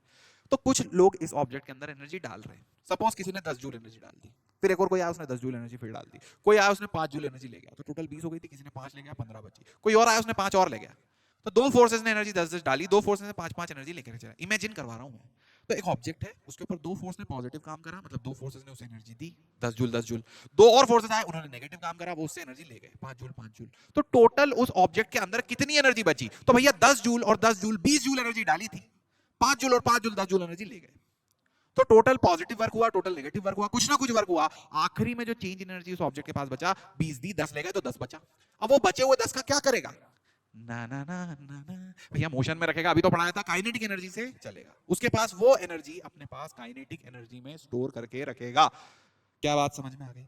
This is known as work energy theorem. Work done by all the forces, जितने भी फोर्स का नेट वर्क डन है, work done by all the forces, कोई पॉजिटिव कोई नेगेटिव, कोई positive negative, will be equals to change in kinetic energy that is K final minus K initial.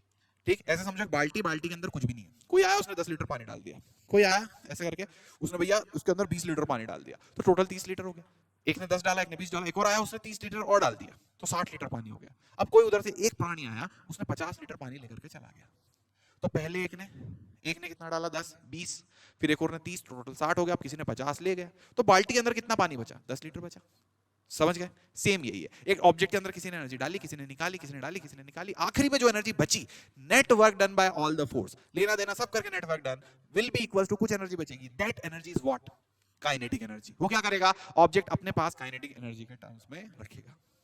Sorted है। The work done by all the forces will be equals to change in kinetic energy. ये है work energy theorem.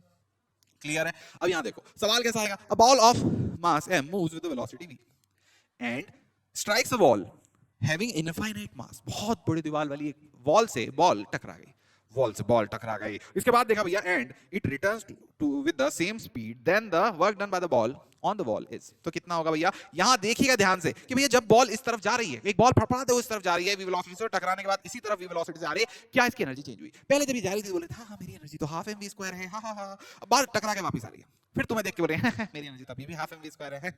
तो भैया जब इसकी energy पहले भी half m v square थी, अभी भी हाफ एम वी स्क्वायर है, दोनों तरफ इसकी एनर्जी सेम ही है, तो क्या इसकी काइनेटिक एनर्जी चेंज हुई? मोमेंटम की बात नहीं कर रहा मैं पूछ रहा हूं क्या इसकी एनर्जी चेंज हुई है? आप बोलोगे नहीं नहीं नहीं, पहले भी उतनी थी अभी भी उतनी, क्योंकि मेरी एनर्जी स्केलर क्वांटिटी है, डायरेक्शन से लेना देना ही नहीं है।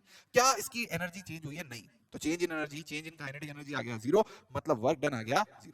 बेटा समझ गया? तो अगर किसी ने कुछ वर्क डन किया होता तो इसकी काइनेटिक एनर्जी चेंज हुई होती, मतलब किसी ने इसके ऊपर कोई काम नहीं करा, ये वॉल से जाकर टकराई वापस आई, इसमें वॉल ने इसके ऊपर कोई काम नहीं करा, फोर्स लगाया बिल्कुल लगाया पर काम करा नहीं, कोई एनर्जी वॉल ने इसको दी नहीं, इसने कोई वॉल को एनर्जी दी नहीं, क्योंकि चेंज इन काइनेटिक एनर्जी 0 है, कोई एनर्जी का चेंज नहीं हुआ।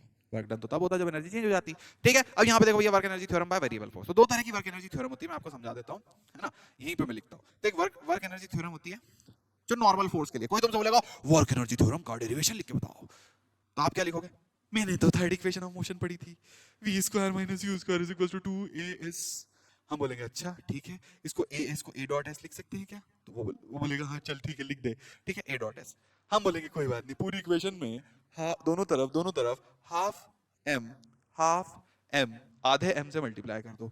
हमने बोला ठीक है, आधे एम से दोनों तरफ मल्टीप्लाई कर दो, तो ये हो जाएगा half m v square minus half m u square is equal to 2 से ये 2 कट जाएगा, ये आ जाएगा एम ए डॉट एस। बड़ा समझे? तो थर्ड इक्वेशन ऑफ मोशन लिखी, आधा एम दोनों को दे दिया। अब यहां पर देखो कि भैया half m v square that is final kinetic energy, half m u square that is initial kinetic energy, and m dot a ये क्या हो गया? फोर्स। अरे यार एम डॉट ए मां, फोर्स मां के बराबर होती है, मां न्यूटन की मां। यहां पे देखो F dot S, everyone is super duper sorted on this, F dot S, everyone is super duper clear, that is work. Okay, तो ये आया F नेट मतलब नेट फोर्स, तो change in kinetic energy equals to net force, sorted हो गया हर एक प्राणी। अब work energy theorem variable force के लिए कैसे लिखेंगे? तो वेरिएबल फोर्स का बहुत ही सिंपल सा होता है भैया कि हम लिखेंगे ऐसे, क्या ये फॉर्मूला याद है तुम्हें? u v is equals to dv by dx is equals to a, ये चीज याद है? v dv by dx is equals to acceleration होता है। अच्छा, अगर मैं दोनों तरफ मास से मल्टीप्लाई कर दूं तो क्या ये m v dv by dx हो जाएगा और इसके सामने आ जाएगा फोर्स। Cool, clear, sorted. अगर इस dx को उठा करके उस f के मुंह पे ऐसे खींच के मारा जाए तो क्या हम ऐसे लिख सकते हैं? m v dv is equals to f dot dx। Clear? दोनों तरफ अगर इंटीग्रेट किया जाए, इसे 0 से x तक इंटीग्रेट किया जाए और इसे 0 से v तक, या फिर इसे u से v तक कर दिया जाए, ठीक है? u मतलब इनिशियल वेलोसिटी, v मतलब फाइनल वेलोसिटी। अगर इसे इंटीग्रेट किया तो m तो कांस्टेंट है, तो मास को बाहर लिख देंगे। जैसे ही हम इसे इंटीग्रेट करेंगे, ध्यान से देखना, कोई भी प्राणी मेरा प्यारा बच्चा फड़फड़ाएगा नहीं। क्या करा? m v dv by dx करा, इसको एक्सीलरेशन के v dv by dx को एक्सीलरेशन, दोनों तरफ मास चिपकाए। अब क्या करा? dx को इधर फेंक दिया और इंटीग्रेशन लगा दिया, m को बाहर लिया। ध्यान से देखिएगा भैया, m को बाहर लिया, v dv इंटीग्रेट u से लेके v तक, और यहां पर आ गया भैया f डॉट dx 0 से लेके x तक, इसे बोल देंगे वर्क डन। इसे जैसे ही इंटीग्रेट करोगे तो v स्क्वायर बाय 2 आ जाएगा, इस पूरी चीज आ जाएगी mv square by 2 minus m u square by 2। तो mv square by 2 minus mu square by 2 is equals to work done. Every single one of you, are you guys understanding it? तो kinetic energy final minus kinetic energy initial is equals to work done. Yup, तो ये एक work energy theorem का derivation था जो आपको आना चाहिए था। देखो यही वाली सेम चीज है, F is equals to CX दे दिया है, F is equals to CX वाला अपन ऑलरेडी क्वेश्चन कर चुके हैं, सॉर्टेड है। अब इसी का हमें क्या निकालना है? वर्क डन निकालना है, तो हम क्या लिखेंगे भैया? CX dx इंटीग्रेशन 0 से लेके x1, तो 0 से लेके x1, ठीक है? CX का इंटीग्रेशन कितना होगा? CX स्क्वायर बाय 2, कहां से कहां तक? 0 से लेके x1 तक। एक बार डालेंगे x1, एक बार डालेंगे 0, ये चीज आ जाएगी F C1 square by 2 minus 0। Sorted Cheeku भैया, क्लियर है, क्लीन है, सॉर्टेड है। अब देखो भैया, व्हाई फोर्स बिहेव डिफरेंट? क्यों चीकू भैया? फोर्स तो सब एक जैसे नहीं, डिफरेंट। जैसे अगर मैं किसी चीज को खींच के ले जा रहा हूं, जैसे सपोज मेरे पास कोई ऑब्जेक्ट है, इसे मैंने ऐसे खींच के ले गया, ठीक? तो इसमें फोर्स फ्रिक्शन पीछे की तरफ लग रहा है। जैसे जब मैं इसे आगे धक्का रहा हूं, फ्रिक्शन पीछे की तरफ लग रहा है, ठीक? क्लियर? जब मैं इसे खींच के ले जा रहा हूं तो मैं इसे ऊपर की तरफ खींच रहा हूं, मैं इस फोन को ऊपर की तरफ उठा रहा हूं और mg इसमें नीचे की तरफ लग रहा है, ठीक है? तो जब मैंने इसे आगे खींच के ले गया, फ्रिक्शन पीछे की तरफ लगा, जब मैं इसे ऊपर उठा के ले गया, mg नीचे की तरफ लगा। तो दोनों फोर्सेस में इधर फ्रिक्शन पीछे लग रहा है, इधर mg पीछे लग रहा है। मैं आगे लगा रहा हूं, फ्रिक्शन पीछे, मैं आगे लगा रहा हूं, mg नीचे। समझ गए? इधर लगाया मैंने, आगे लगाया, फ्रिक्शन पीछे, मैंने ऊपर लगाया, mg नीचे, अपोजिट में mg है, सॉर्टेड। पर जब ये मैं यहां छोड़ता हूं भाई एप्पल, यहां पे देखो ऊपर से नीचे गिरा, ठीक है? जब मैंने यहां से छोड़ा तो यहां ऊपर से नीचे गिरा तो वापस आया ना। पर जब मैंने इसे लेके गया और वहां छोड़ा तो ये वापस नहीं आता। तो जब इधर ले जा रहा हूं तो वापस आ रहा है, अरे भाई इधर ले जा रहा हूं तो वापस नहीं आ रहा। क्या ये बात आपको बहुत अच्छे से समझ में आ गई कि जब हम फ्रिक्शन के उसमें लेकर के जा रहे हैं, जब अपोजिट में फ्रिक्शन लग रहा है, जब पीछे की तरफ फ्रिक्शन खींच रहा है तो उसे वापस नहीं आने दे रहा। जब हम इसे ऊपर लेकर के जा रहे हैं तो नीचे mg खींच रहा है, तो mg वापस बुला दे रहा है। ऐसा क्यों? क्योंकि बेटा एक फोर्स कंजर्वेटिव है, एक फोर्स नॉन कंजर्वेटिव है। फ्रिक्शन जो है, दोनों की दोनों फोर्सेस अलग अलग तरह से रिटेन करते हैं। एक फोर्स कंजर्वेटिव होता है, एक फोर्स नॉन कंजर्वेटिव होता है। कंजर्वेटिव फोर्सेस क्या करते हैं? कंजर्वेटिव फोर्सेस वो होते हैं जो अगर नेगेटिव लग रहे हैं, जो अगर नेगेटिव काम कर रहे हैं, तो क्या करते हैं? नेगेटिव काम करने पे क्या होता है? एनर्जी निकाली जाती है। पॉजिटिव काम मतलब एनर्जी देना, नेगेटिव काम मतलब एनर्जी लेना। तो जब हम इसे ऐसे कर रहे थे तो एनर्जी कौन निकाल रहा था? नेगेटिव। पीछे कौन लग रहा था? फ्रिक्शन लग रहा था। तो नेगेटिव वर्क कौन कर रहा था? फ्रिक्शन कर रहा था। तो बुरा काम यहाँ पर कौन कर रहा था? इसे रोकने का, फ्रिक्शन, मतलब फ्रिक्शन एनर्जी निकाल रहा था। जब इसे ऊपर लेकर के जा रहे थे तो बुरा काम रोकने का कौन कर रहा था? mg कर रहा था। तो mg एनर्जी निकाल रहा था। बेटा समझे? तो जब फ्रिक्शन ने एनर्जी निकाली और हमने इसको छोड़ दिया तो फ्रिक्शन ने वापस इसको एनर्जी नहीं दी, तो ये वापस नहीं आ पाया, अपने घर वापस नहीं आ पाया। पर जब हम इसे ऊपर उठा करके ले गए, जब हम इसे ऊपर उठा करके ले जा रहे हैं तो नीचे की तरफ कौन लग रहा है? mg। mg ने क्या करा? mg ने क्या करा, नीचे की तरफ कौन लग रहा था, mg ने क्या करा, mg ने इसके अंदर से एनर्जी निकाली, बुरा काम mg ने करा, एनर्जी निकालने का काम mg ने करा, पर जब हम इसको ले जाके छोड़ा तो mg ने वापस इसको एनर्जी दे दी, वो वापस इसे मिल गई। ठीक, तो दो तरह के फोर्सेस थे। जब हमने इसे इधर दिखाया तो फ्रिक्शन ने एनर्जी निकाली, जब ऊपर लेके गए तो mg ने एनर्जी निकाली। फ्रिक्शन एनर्जी निकालने के बाद वापस नहीं देता है, mg की दुकान पे लगा है, बेचा हुआ माल वापस हो जाएगा, फ्रिक्शन की दुकान पे लगा बेचा हुआ माल वापस नहीं होगा। तो फ्रिक्शन ने एक बार एनर्जी निकाल ली, अब नहीं मिलेगी, mg ने एनर्जी निकाली वापस मिल जाएगी, क्योंकि mg है कंजर्वेटिव फोर्स। ठीक, और फ्रिक्शन है नॉन कंजर्वेटिव फोर्स। बेटा समझ में आया, mg कैसा फोर्स है, कंजर्वेटिव फोर्स। कंजर्वेटिव फोर्स क्या करता है, जब वो नेगेटिव वर्क करता है, नेगेटिव वर्क करता है मतलब एनर्जी निकालता है, जब उसने एनर्जी निकाली, नेगेटिव वर्क करा, तो उसने एनर्जी संभाल के रखी और वापस थोड़ी देर बाद दे दी।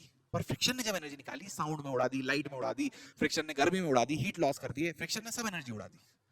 ठीक, तो फ्रिक्शन जब एनर्जी निकाल रहा है, नेगेटिव काम कर रहा है, तो पूरा सत्यानाश कर दे रहा है, पर mg जब निकाल रहा है तो संभाल के रख रहा है, और जब छोड़ रहे हैं तो वापस दे दे रहा है। इसीलिए mg को कंजर्वेटिव फोर्स बोलते हैं। ऐसे और भी कंजर्वेटिव फोर्स होते हैं, इलेक्ट्रोस्टैटिक फोर्स, स्प्रिंग फोर्स, ये सब कंजर्वेटिव फोर्सेस हैं। क्या ये बात समझ में आ गई? तो कंजर्वेटिव फोर्स जब एनर्जी निकाल के रखता है, अपने पास संभाल के रखता है और फिर वापस दे देता है, तो जब कंजर्वेटिव फोर्स एनर्जी निकाल के संभाल के रखता है, उस एनर्जी को हम बोलते हैं पोटेंशियल एनर्जी। ठीक है, फ्रिक्शन एनर्जी निकाल के संभालता है क्या? नहीं, तो फ्रिक्शन की पोटेंशियल एनर्जी नहीं होगी, नॉन कंजर्वेटिव फोर्स की पोटेंशियल एनर्जी नहीं होगी, कंजर्वेटिव फोर्स की सिर्फ पोटेंशियल एनर्जी होगी, क्योंकि वो निकालता और संभाल के रखता है।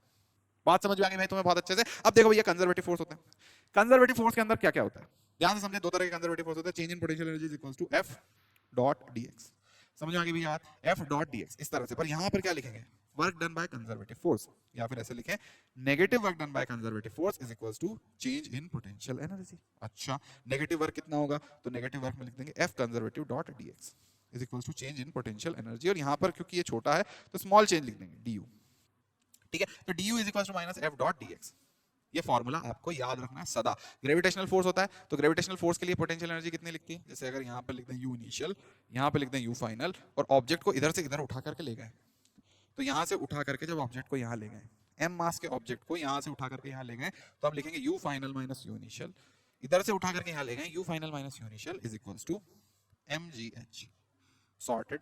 स्प्रिंग की पोटेंशियल एनर्जी कैसी होगी, जैसे अगर एक स्प्रिंग है, इतने पे थी, उसको कंप्रेस कर दिया, थोड़ा छोटा कर दिया, थोड़ा कंप्रेस करके इसे छोटा कर दिया, स्प्रिंग के अंदर कोई पोटेंशियल एनर्जी होगी, हाँ बिल्कुल होगी, कितनी होगी, हाफ के एक्स स्क्वायर।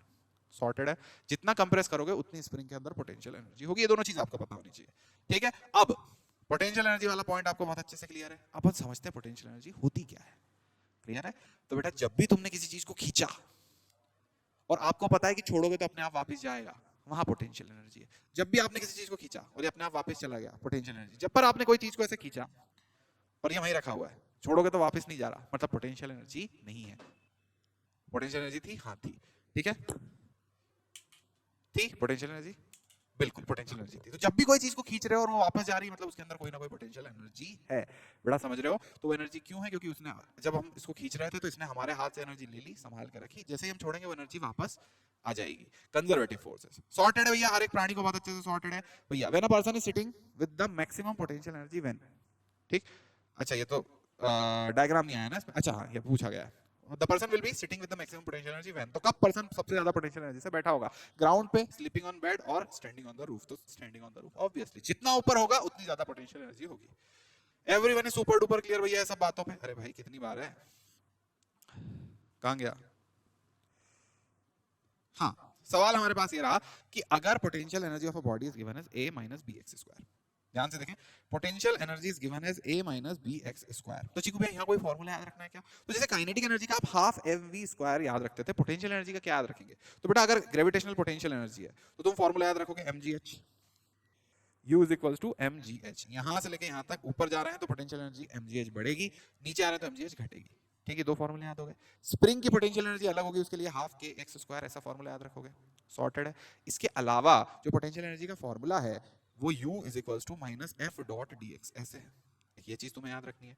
और चीकू भैया क्या इसे ऐसा भी लिख सकते हैं कि भैया du is equals to minus F dot dx है, तो f is equals to minus du by dx लिख सकते हैं? बिल्कुल लिख सकते हो, f is equals to minus du by dx। तो आपने एनर्जी का एक formula kinetic, potential potential potential, और ये पोटेंशियल का एक और formula, f is equals to minus du by dx। तो यहाँ पे u है। अगर मैं इसका du बाई dx निकालूं, ध्यान से देखना, अगर मैं इसका du बाई dx निकालूं तो a का डिफरेंशिएशन आ गया 0, माइनस बी एक्स स्क्वायर, तो भैया minus b into x square का डिफरेंशिएशन आ गया 2x, एक्स स्क्वायर का डिफरेंशिएशन कितना आ गया 2x, सॉर्टेड है।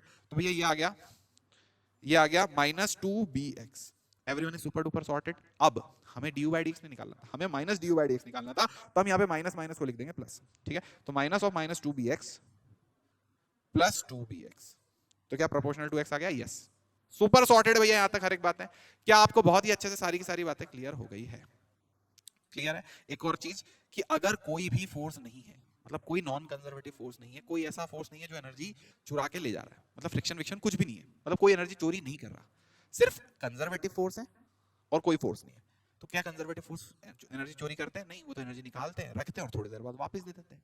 तो जब कंजर्वेटिव फोर्स नहीं है, मतलब कोई और फोर्स नहीं है, नॉन कंजर्वेटिव फोर्स नहीं है, तो एनर्जी कभी लॉस होगी नहीं। तो एनर्जी कभी भी लॉस नहीं होगी, कोई और फोर्स नहीं है तो एनर्जी कभी भी लॉस नहीं होगी। हम सीधे सीधे बोलेंगे एनर्जी कहाँ होगी? या तो एनर्जी पड़ी होगी, या तो एनर्जी पड़ी होगी काइनेटिक एनर्जी में, या एनर्जी कंजर्वेटिव ने निकाल के रखी होगी। एक बार कंजर्वेटिव से पूछ लो क्या उसने एनर्जी निकाल के रखी है क्या? वो बोलेगा हाँ मेरे पास रखी है, मैंने अपने पास पोटेंशियल एनर्जी के फॉर्म में रख रखी है। तो बोलेगा अच्छा ठीक है कोई बात नहीं। तो या तो एनर्जी काइनेटिक एनर्जी के फॉर्म में होगी, या कंजर्वेटिव ने निकाल के संभाल के रख ली होगी। एनर्जी कहीं जा नहीं सकती। तो अगर सिर्फ कंजर्वेटिव फोर्स है, when only conservative forces are there, when only conservative forces are there, कोई और फोर्स नहीं है, तो क्या क्या क्या क्या एनर्जी का लॉस होगा? नहीं। कोई और फोर्स है ही नहीं तो एनर्जी का लॉस नहीं होगा। तो हम बोलेंगे भैया kinetic energy initial plus potential energy initial, मतलब जितनी इनिशियल काइनेटिक एनर्जी थी, जितनी इनिशियल पोटेंशियल एनर्जी थी, आखिरी में भी उतनी ही काइनेटिक एनर्जी होगी और उतनी ही पोटेंशियल एनर्जी होगी। बेटा समझ रहे हो क्या? मतलब kinetic energy plus potential energy का सम हो जाएगा कांस्टेंट। इस चीज को बोलेंगे ई। ई को बोलते हैं टोटल मैकेनिकल एनर्जी। बेटा समझ गए? क्लियर है? तो कंजर्वेटिव फोर्स के अलावा दूसरे फोर्स होते हैं, वो एनर्जी ले जा सकते हैं, दे सकते हैं, ठीक है। पर अगर सिर्फ कंजर्वेटिव फोर्स है, सिर्फ कंजर्वेटिव फोर्स है, तो वो एनर्जी कभी भी लेकर के नहीं जाएगा, खर्चा नहीं करेगा। वो अगर लेगा तो संभाल के रखेगा, वापस दे देगा, ठीक। तो भैया या तो अगर एक ऑब्जेक्ट के पास या तो एनर्जी काइनेटिक में होगी या एनर्जी पोटेंशियल में होगी, कहीं कोई एनर्जी लेके नहीं जा रहा, कहीं कोई एनर्जी देके नहीं जा रहा, क्योंकि सिर्फ कंजर्वेटिव फोर्सेस है। सॉर्टेड, कोई दिक्कत परेशानी समस्या नहीं है। कोई और फ्रिक्शन विक्शन होता तो एनर्जी लेता, लेकर के चला जाता, सारी एनर्जी खर्च कर देता। क्या हम उससे कुछ बोल सकते थे? एनर्जी कंजर्व बोल सकते थे? नहीं बोल सकते थे। सॉर्टेड हो गई भैया ये बातें। चलो आगे बढ़ते हैं। यही हमारे पास सिंपल सिंपल ऑब्जेक्ट है। एक सवाल है आपके पास, एक ऑब्जेक्ट है, बॉडी ऑफ मास, कुछ मास नहीं दिया इसका, body is falling under gravity, when it lose a gravitational potential energy of U, its speed v, then mass कितना? The mass of the body shall v, ठीक। तो इसकी पोटेंशियल एनर्जी कितनी है? हम लिखेंगे ऊपर से गिरते गिरते नीचे आई है, तो इसकी जितना चेंज इन पोटेंशियल एनर्जी होगा उतना ही चेंज इन काइनेटिक एनर्जी होगा। मतलब जितनी पोटेंशियल एनर्जी कम होगी उतनी काइनेटिक एनर्जी बढ़ जाएगी। तो आप लिखेंगे change in potential energy will be equals to change in kinetic energy.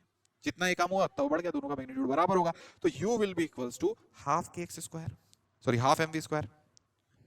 मास हमें पता करना है तो हम लिख देंगे 2u upon m, sorry 2u upon v square. ये किसके बराबर होगा? m के। क्या हर प्राणी इस बात को क्लियर हो गया है? ओके भाई, समझ में आ गया? ये एक और सवाल है, ये आपको अटेम्प्ट करके आंसर बताना है इसका।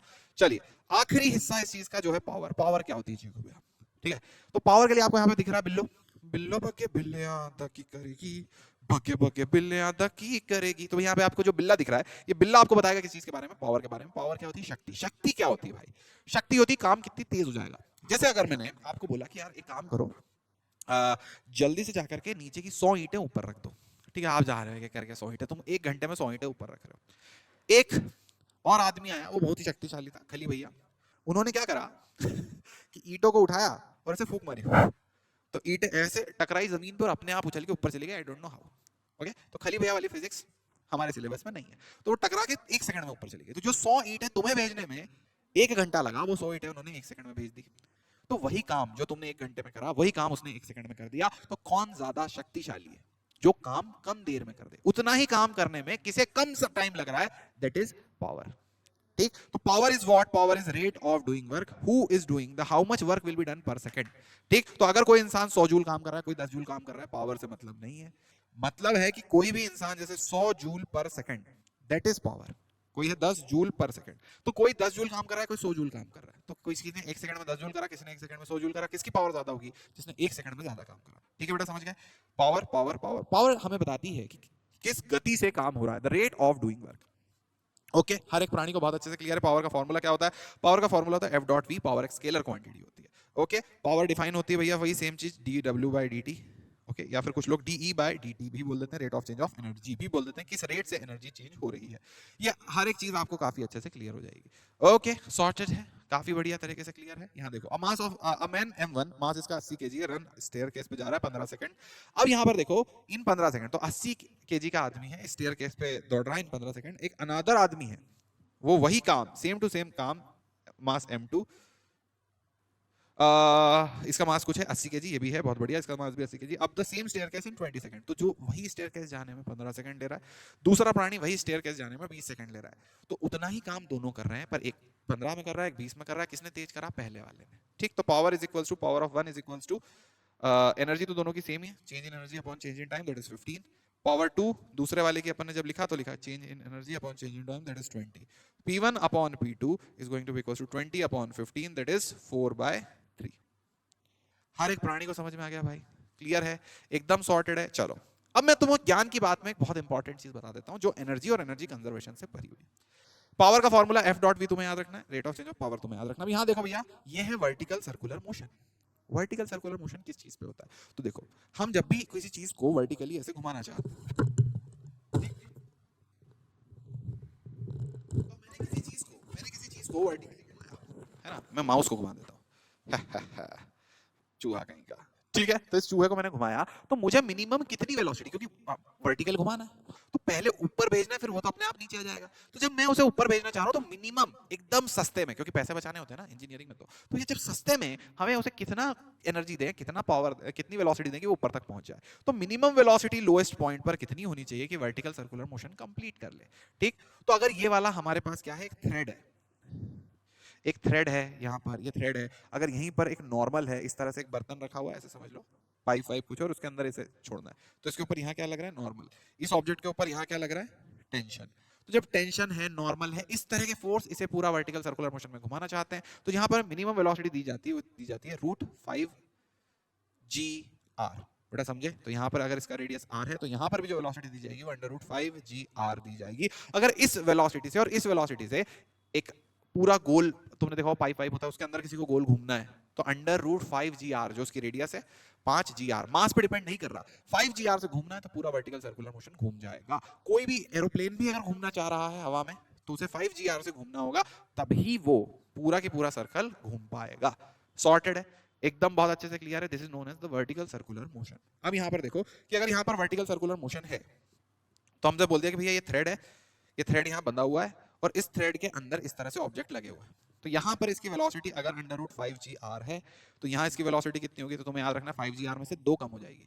ठीक, तो यहाँ कितनी हो जाएगी, √2 g r, 3 g r। 90 घूमोगे तो हो जाएगी √3 g r, फिर 90 घूमोगे तो फिर 2 कम हो जाएगी, तो इस जगह पे वेलोसिटी कितनी होगी, √2 g r। समझ गए? इस जगह पे वेलोसिटी कितनी होगी, g r। Everyone is totally understanding? 5 g r, 3 g r, g r। इस जगह पर टेंशन कितनी होगी, क्योंकि बेटा रस्सी को ऐसे पेंडुलम पे लटका रखा है ना, उसे घुमा रहे हैं, तो रस्सी के अंदर टेंशन होगी, तो इस रस्सी में यहाँ पर टेंशन कितनी होगी, तो टेंशन लिखने का तरीका 5g है, 5g है, तो आप लिखोगे सिंपल 5 mg, ये 5 था तो 5g का 5 mg लिख दिया, प्लस mg, तो ये आ गया 6 mg। तो जो भी 5 है, यहाँ पे 5 है तो यहाँ 6 आएगा, ये 6 होता तो यह 7 आ जाता, या 8 होता तो यह 9 आ जाता। बहुत अच्छे समझ गए? तो यहाँ पर टेंशन होगी 5 g आ रहा है तो 6 mg। ठीक, 6 mg इधर गए तो ये 2 कम हुआ था, वेलोसिटी 2 कम हुई थी, तो टेंशन यहाँ पर भी होगी, तो यहाँ जो टेंशन होगी वो टेंशन कितनी होगी, 3 mg। ठीक, तो इधर से इधर तक जाने में 3 mg कम हो गई, इधर से इधर गए तो फिर 3 mg कम हो गई, तो इस जगह पर यहाँ पर रस्सी में टेंशन हो जाएगी 0। तो यहाँ 5 था तो 6 mg हो गई, यहाँ 3 था, सॉरी यहाँ 5 था तो 6 mg हो गई, 6 mg से जाने में 3 mg कम हो गई, फिर यहाँ पर 3 mg और कम हो गई तो 0 हो गया। वेलोसिटी 5 g r थी, जाने में 2 g r कम हो गई, तो यहाँ पे g r आ गई। Everyone is super duper sorted भैया, इस पूरी की पूरी चीज को लेकर के कोई प्राणी फड़फड़ा तो नहीं रहा है। अब यहाँ पर देखो अगली चीज, यहाँ पर देखें अगली चीज, हमारे पास यहीं पर एक वेलोसिटी है, यहाँ पर हमारे पास यहीं पर एक वेलोसिटी है। अगर इस पार्टिकल को इस तरफ किसी वेलोसिटी से फेंक दिया, ये वेलोसिटी सपोज √6 g r है, तो इस जगह पर वेलोसिटी कितनी हो जाएगी, 4 g r, 2 कम होगी, बता सकते हो? इस जगह पर वेलोसिटी कितनी हो जाएगी, 2 g r, फिर 2 कम होगी, तो 6 g r से 2 कम हुई 4 g r, 4 g r से 2 कम हुई 2 g r। इस जगह पर 6 g r है, तो यहाँ पर टेंशन होगी, यहाँ पर भी टेंशन होगी और यहाँ पर भी टेंशन होगी, तो इस जगह जो टेंशन होगी वो टेंशन कितनी होगी, 6 है तो 7 mg। सॉर्टेड है। यहाँ कितनी होगी, 7 mg में से 3 कम होगी, तो यहाँ कितनी होगी, जल्दी बताओ जल्दी बताओ जल्दी बताओ, यहाँ कितनी होगी, यहाँ कितनी होगी 4 mg, और 4 mg में से फिर 3 कम होगी, तो यहाँ कितनी होगी, इस जगह पर टेंशन कितनी होगी mg। ये चीज आपको याद होनी चाहिए वर्टिकल सर्कुलर मोशन में, आई होप। ठीक है बेटा, अच्छा सॉर्टेड है सब कुछ, सब बहुत अच्छे से तुम्हें क्लियर है सारी की सारी चीज। टेंशन किस पॉइंट पे मैक्सिमम होगी? सबसे नीचे वाले पॉइंट पे। यहाँ पे अगर 5 GR से फेंकते हैं तो यहाँ कितनी होगी? 6 mg। 3 mg कम हो जाएगी, 3 mg कम हो जाएगी। Everyone is super duper sorted भैया यहाँ तक। चलो आखिरी पार्ट इस पूरे चैप्टर का जिसका नाम है कॉलिजन। कॉलिजन में हमें क्या पढ़ना है? हमें समझना है कॉलिजन होते क्या है। पहली बात तो कॉलिजन होते हैं कि जब भी दो ऑब्जेक्ट एक समय पर एक जगह आना चाह रहे हैं हम उसे कॉलिजन बोलेंगे। दो ऑब्जेक्ट एक समय पर एक जगह आना चाह रहे हैं उसे हम बोलेंगे कॉलिजन। कॉलिजन कितने तरह के होते हैं? तो भैया कॉलिजन बहुत तरह के कॉलिजन होते हैं, है ना, बहुत तरह के कॉलिजन होते हैं। मेन कॉलिजन का 3 तरह के कॉलिजन होते हैं, elastic collision, inelastic collision, perfectly inelastic collision. Elastic collision क्या होते हैं बेटा? जब भी कोई दो चीज टकराई और किसी को पता भी नहीं चला टक्कर हुई, ना आवाज आ रही है, ना हीट लॉस हो रहा है, ना कुछ हो रहा है, कभी भी कोई कहीं से कुछ भी लॉस वॉस कुछ नहीं हो रहा, हम बोलेंगे कि भैया ये है परफेक्टली इलास्टिक कॉलिजन या इलास्टिक कॉलिजन। ठीक, पर कोई चीज टकराई और ऐसे आई, ठीक है, टकरा के ऐसे वापस आ गई, this is what? Inelastic collision. जो डे टू डे लाइफ में होता है, बॉल को फेंका नीचे टकराई, आवाज भी आई है, टक्कर खा के ऊपर भी आई, दैट इज इनइलास्टिक कॉलिजन। और एक होता है आखिरी में परफेक्टली इनइलास्टिक कॉलिजन, जब एक चीज को पकड़ा और फेंक के जमीन पे मार दिया, वो चिपक गई। ठीक है, तो पहले टकराई, कोई लॉस वगैरह कुछ नहीं हुआ। ठीक है, एक प्रोटॉन प्रोटॉन जैसे मैग्नेट होती है, एक मैग्नेट को दूसरी मैग्नेट पे ऐसे गिराया, साउथ पोल को साउथ पोल पे गिरा दिया, तो टच भी नहीं हो रही। एक पॉजिटिव चार्ज को पॉजिटिव चार्ज के पास भेजा, वो टच भी नहीं होंगे क्योंकि वो तो रिपेल करते हैं। तो वो जो कॉलिजन है वो भी कॉलिजन होता है। क्या वो कॉलिजन है? हाँ। और वो कैसा कॉलिजन है? परफेक्टली इलास्टिक कॉलिजन का रियल लाइफ एग्जांपल है। ठीक है, इसके बाद देखो perfectly inelastic collision, sorry inelastic collision जहां पे हम day to day ball wall फेंकी, तुम गिर गए। ठीक, इसके बाद परफेक्टली इनइलास्टिक कॉलिजन, एक आटा फेंका और नीचे चिपक गया, सारी की सारी energy loss, that is perfectly inelastic collision. समझ गए? क्लियर है? तो देखो परफेक्टली इलास्टिक कॉलिजन या इलास्टिक कॉलिजन जो अभी हमने जस्ट पढ़ा यहाँ पर, इस इलास्टिक कॉलिजन के अंदर हम बात करते हैं कि भैया इलास्टिक कॉलिजन के अंदर हम क्या देखने वाले हैं। तो जब भी दो पार्टिकल्स इलास्टिक कॉलिजन करते हैं, मतलब ये दोनों पार्टिकल हैं, वाले का मास m1 है, वाले का मास m2 है, ये वाला किसी वेलोसिटी u1 और ये वाला किसी वेलोसिटी u2 से चल रहा है, तो ऑब्वियसली u1 ज्यादा होगी। तुम खुद समझ सकते हो, u1 is going to be greater than u2, तभी तो टक्कर होगी यार। ये ज्यादा होगा, जाके टकराएगा उसमें। टक्कर होने के बाद क्या होगा कि टक्कर होने के बाद भैया दोनों अपनी अपनी वेलोसिटी जाएंगे, ये वाला वेलोसिटी v2 से चलेगा, ये वाला वेलोसिटी v1 से चलेगा। अब टक्कर के बाद क्या होगा? v2 is going to be greater than v1, ये वाले का वेलोसिटी होगा m1, ये वाले का मास होगा m1 m2। Sorted? Clear? Sorted. अब इसके अंदर क्या लिखेंगे? पहली चीज, अगर सिर्फ परफेक्टली इलास्टिक, अगर परफेक्टली इलास्टिक कॉलिजन है तो तब ये इक्वेशन लिखेंगे, energy initial is equal to energy final. ठीक है बेटा, समझ गए? एनर्जी सिर्फ तब कंजर्व होगी जब परफेक्टली इलास्टिक कॉलिजन होगा। हम लिखेंगे half m1 u1 square plus half m2 u2 square is equals to half m1 v1 square plus half m2 v2 square. Clear है भाई? बहुत अच्छे से क्लियर है। अब सेकंड चीज, और एक और चीज क्या लिख सकते हैं? तो एनर्जी कंजर्वेशन लिख सकते हैं, मोमेंटम कंजर्वेशन भी लिख देंगे। मोमेंटम कंजर्वेशन के लिख देंगे p initial is equals to p final. शुरू में मोमेंटम कितना है? m1 u1 plus m2 u2 is equals to m1 v1 plus m2 v2। ऐसे करके हमने क्या लिख दिया भैया? मोमेंटम कंजर्वेशन साक्षात आपके सामने लिख दिया। क्या बात अच्छे समझ में आ गई? अगली चीज, अब एक और थर्ड इक्वेशन और लिखी जाती है। तो थर्ड इक्वेशन क्या है? Newton's law of restitution. इसे बोलता है न्यूटन्स लॉ ऑफ रेस्टिट्यूशन। तो कॉलिजन के बारे में अगर तुम्हें पता होनी चाहिए तो क्या चीजें पता होनी चाहिए? 3 तरह की चीजें पता होनी चाहिए, एक चीज एनर्जी वाली इक्वेशन, एक मोमेंटम वाली इक्वेशन और एक न्यूटन्स लॉ ऑफ रेस्टिट्यूशन वाली इक्वेशन। ये 3 चीज तुम्हें पता होनी चाहिए। ठीक है, एनर्जी कंजर्वेशन सिर्फ इलास्टिक कॉलिजन में काम करेगी। बहुत अच्छे से याद आ गया भैया? समझ में आ गया? बहुत बढ़िया। न्यूटन्स लॉ ऑफ रेस्टिट्यूशन क्या बताता है? ये बताता है वेलोसिटी ऑफ सेपरेशन, मतलब कितनी तेज दूर जाएंगे वो प्रोपोर्शनल होगी कितनी तेज पास आएंगे। तो कोई कितनी तेज पास आया है उतनी ही दूर वो दूर जाएगा। वेलोसिटी ऑफ अप्रोच जितनी ज्यादा होगी उतनी ज्यादा होगी वेलोसिटी ऑफ सेपरेशन। ठीक, इसी चीज के लिए velocity of separation is equals to, इनका प्रोपोर्शनलिटी हटाएंगे तो एक कांस्टेंट लगाएंगे, that will be coefficient of restitution, और इसे लिख देंगे multiplied with velocity of approach. बेटा ये बहुत अच्छे से समझ में आया? अब ध्यान से देखो, मेरी बात समझो, वेलोसिटी ऑफ सेपरेशन क्या होगी। तो दो पार्टिकल अगर पास आ रहे हैं, जैसे इसका वेलोसिटी u1 है, इसका वेलोसिटी u2 है, पार्टिकल दूर जा रहे हैं, इसका वेलोसिटी v1 है, इसका वेलोसिटी v2 है। ठीक है, तो दूर जा रहे हैं मतलब सेपरेट हो रहे हैं, तो हम लिखेंगे v2 माइनस v1, ये आएगा सेपरेशन का वेलोसिटी, क्योंकि v2 ज्यादा होगा इसलिए v2 माइनस v1 लिखा है। अब पास आ रहे होंगे तो u1 ज्यादा होगा, तो पास आ रहे होंगे तो इसे लिख देंगे e into u1 minus u2। बेटा समझ गए? तो ये आ गया v वेलोसिटी ऑफ, ये वाला आ गया velocity of separation is equals to e into velocity of approach. Clear? आपको क्या याद रखना? C समुद्र। तो भैया हमारे पास अगर यहाँ पर मल्टीपल तरह की इक्वेशंस होगी, जैसे वेलोसिटी ऑफ सेपरेशन की इक्वेशन है, मोमेंटम की इक्वेशन है, तो इन इक्वेशंस को मिला करके हम क्या निकाल सकते हैं? फाइनल वेलोसिटी v1 और v2, क्योंकि हमेशा इस तरह के क्वेश्चन में v1 और v2 ये तरह की चीजें हमें पता करनी रहती थी। ओके, तो यही तरह के क्वेश्चंस यहाँ पर आएंगे, इलास्टिक कॉलिजन में भी इसी तरह के क्वेश्चन आएंगे। जैसे देखो एक क्वेश्चन आएगा V1, हमें V1 पता करना है, तो V1 के लिए हम यहाँ पर लिखेंगे M1 V1 plus M2 V2, formula लिखने का तरीका देखना, M1 V1 plus M2 V2, ठीक है।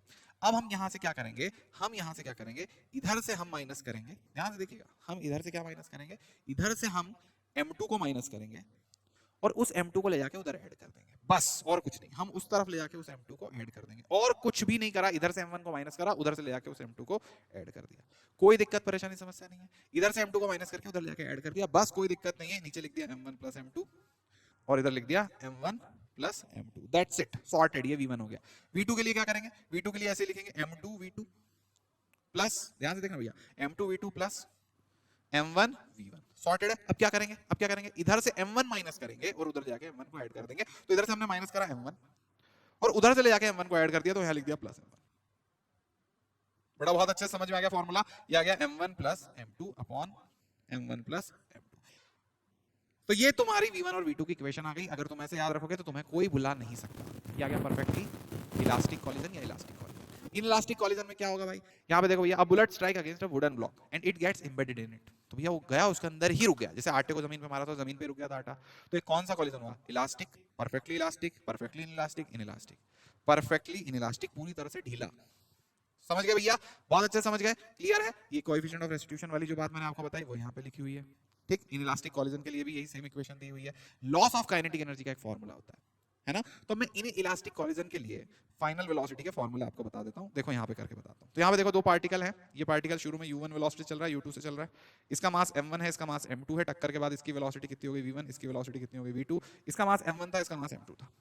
तो भैया v1 v2 हमें पता करना है और यहाँ पे कोएफिशिएंट ऑफ रेस्टिट्यूशन आएगा जो e आएगा, ठीक। परफेक्टली इलास्टिक कॉलिजन जो होते हैं, परफेक्टली इलास्टिक कॉलिजन जो हमारे पास होते हैं, इसमें e की वैल्यू 1 होती है, परफेक्टली इलास्टिक कॉलिजन में e की वैल्यू 1 होती है, परफेक्ट इन इलास्टिक कॉलिजन में e की वैल्यू कुछ e होती है। तो यहाँ पर हम क्या लिखेंगे, अगर हमें v1 की वैल्यू पता करनी है तो हम क्या करेंगे, same to same formula m1 u1 plus m2 u2, बड़ा याद है, m1 u1 plus m2 u2 लिखा। अब m1 में से पहले क्या माइनस करते थे, याद करो, पहले से क्या m1 m2 माइनस करते थे, अब यहाँ पर से माइनस करेंगे em2, समझ गए। अब em2 को माइनस करा और यहाँ पर em2 को ऐड कर दिया, तो यहाँ पर प्लस कर दिया em2, तो इधर से em2 को माइनस करा था और इधर ऐड कर दिया, upon m1 plus m2 upon m1 plus m2। v2 के लिए क्या करेंगे भाई, m2 u2 plus m1 u1, sorted. अब यहां पर से em2 उठाएंगे, यहां पर से em1 उठाएंगे इस बार, तो m2 में से em1 को माइनस करेंगे और इसको ले जाकर के यहां ऐड कर देंगे, तो यहां पे प्लस em1 ऐड कर दिया, ब्रैकेट लगाया, upon m1 plus m2 upon m1 plus m2। भैया सॉर्टेड है, हर एक चीज बहुत अच्छे से क्लियर है, ये पूरा की पूरा फॉर्मूला हमारा ऐसे की ऐसे तरह से बन के आ रहा है, आप समझ सकते हैं बहुत अच्छे से, क्या क्लियर है भैया। अब यहीं पे लॉस ऑफ काइनेटिक एनर्जी, तो लॉस ऑफ काइनेटिक एनर्जी का फॉर्मूला है, इसे आपको याद कर लेना, बहुत ही सिंपल सा, सरल सा, एकदम सड़ुल सा फॉर्मूला है। ओके, क्या फॉर्मूला भैया, लॉस ऑफ काइनेटिक एनर्जी किसी ने पूछा तो आप लिखेंगे half m1 m2 upon m1 plus m2, पूरे दुनिया के m लिख लिए यहाँ पे, अपॉन क्या u1 स्क्वायर, u1 माइनस, देखो जरा ध्यान से, यहाँ पे जो स्क्वायर है वो किसका है, u1 minus u1 minus u2 का स्क्वायर, ठीक। तो हाफ mv स्क्वायर की जगह u1 माइनस u2, इस तरह से आ गया, half mv square kinetic energy तो आ गई। अब इसके लिए क्या लिखोगे, 1 माइनस e का स्क्वायर, 1 माइनस e का स्क्वायर, ठीक है। अगर e की वैल्यू 1 आ गई तो क्या होगा, e की वैल्यू 1 आ गई तो क्या होगा, जल्दी बताओ, e की वैल्यू 1 आ गई तो क्या होगा, e की वैल्यू अगर 1 आ गई, e की वैल्यू अगर 1 आ गई तो आप बोलोगे भैया तो 1 हो गया, change in loss in kinetic energy क्या हो गया, 0, मतलब परफेक्टली इलास्टिक कॉलिजन में लॉस इन काइनेटिक एनर्जी क्या आ जाएगा, 0 आ जाएगा, सॉर्टेड है भाई, एकदम अच्छे से क्लियर है। अब यहीं पर e की वैल्यू अगर 0 आ गई, e की वैल्यू 0 आ गई, मतलब e की वैल्यू 0 आ गई, मतलब क्या होगा, e की वैल्यू 0 आ गई तो लॉस इन काइनेटिक एनर्जी हो जाएगा half m1 m2 upon m1 plus m2 u1 minus u2 का होल स्क्वायर। क्या भाई ये बात आपको बहुत अच्छे से समझ में आ गई है, क्या बात आपको बहुत अच्छे से समझ में आ गई, that is loss in kinetic energy when e 0। e कब 0 होता है, परफेक्टली इनइलास्टिक कॉलिजन में, परफेक्टली इनइलास्टिक कॉलिजन में e क्या हो जाता है, 0 हो जाता है, ठीक है। परफेक्टली इनइलास्टिक कॉलिजन में e क्या हो जाता है, 0, तो m1 u1 plus m2 u2 upon m1 plus m2 में v कंबाइन, ये दोनों चिपक के चलते हैं। चिकू भाई ये समझ में नहीं आया, मैं बताता हूँ, यहाँ पे देखो, क्या आपको फॉर्मूला याद है, क्या आपको फॉर्मूला याद है v1 का, v1 is equal to m1 minus m1 u1 plus, याद है ये वाला formula, m1 u1 plus m2 u2, इधर से क्या माइनस करते थे em1 और उधर क्या ऐड कर देते थे em2, सॉर्टेड है। Upon m1 plus m2 upon m1 plus m2। Sorted है। अब ये जैसे ही इसको करा इसको जीरो कर दिया, जैसे ही इसको करा इसको जीरो कर दिया। क्लियर? ओके। ई वाला टर्म जीरो ही हो जाएगा क्योंकि परफेक्टली इनइलास्टिक कॉलिजन में ई जीरो होता है। तो हमें पता चला इसकी वेलोसिटी आ जाएगी, इसकी वेलोसिटी आ जाएगी m1 u1 upon m1 plus m2 plus m2 u2 upon m1 plus m2। और v2 कितना आ जाएगा वेलोसिटी, वो भी आ जाएगी same to same m1 u1 upon m1 plus m2 और m2 u2 upon m1 plus m2। चीकू भाई इसका मतलब क्या हुआ? इसका मतलब ये हुआ कि दोनों सेम वेलोसिटी चल रहे हैं। मतलब अगर तुम दौड़ते दौड़ते गए और एक स्केट बोर्ड पे जाके चढ़ गए, अब स्केट बोर्ड और तुम दोनों सेम वेलोसिटी जा रहे हो, तो that will be a perfectly inelastic collision, क्योंकि तुम दोनों की जब टक्कर हुई, अब तुम दोनों सेम वेलोसिटी जा रहे हो, ठीक है, तो वो परफेक्टली इनइलास्टिक कॉलिजन है। जैसे ट्रेन में होता है, एक हीरो दौड़ते दौड़ते आता है, और ऐसे मूवी में होता है हीरो दौड़ते दौड़ते आया और ट्रक के ऊपर कूद गया। अब जो ट्रक की वेलोसिटी उसी पे वो लटक के ऐसे जा रहा है, तो कैसा कॉलिजन हुआ? परफेक्टली इनइलास्टिक कॉलिजन, क्योंकि उस पे चिपक गया। स्पाइडरमैन के साथ भी होता है, स्पाइडरमैन दौड़ता दौड़ता किसी चीज पे चिपक गया, तो that is perfectly inelastic collision. शुरू की वेलोसिटी दोनों की भले अलग अलग हो, फाइनल दोनों की सेम वेलोसिटी रहेगी, दोनों सेम चिपक चिपक के जाएंगे। काइनेटिक एनर्जी का कितना लॉस होगा ये मैंने आपको बता दिया। ठीक है, ये एक सवाल है आप लोगों के लिए, which of the following is not a perfectly inelastic collision? Comment करके आप लोगों को बताना है। जो था यहीं तक था। दिस इज मी चिकू भैया, signing off, bye bye, good night, tata. और ये हो गया आपका लेक्चर खत्म, बहुत ही कम समय।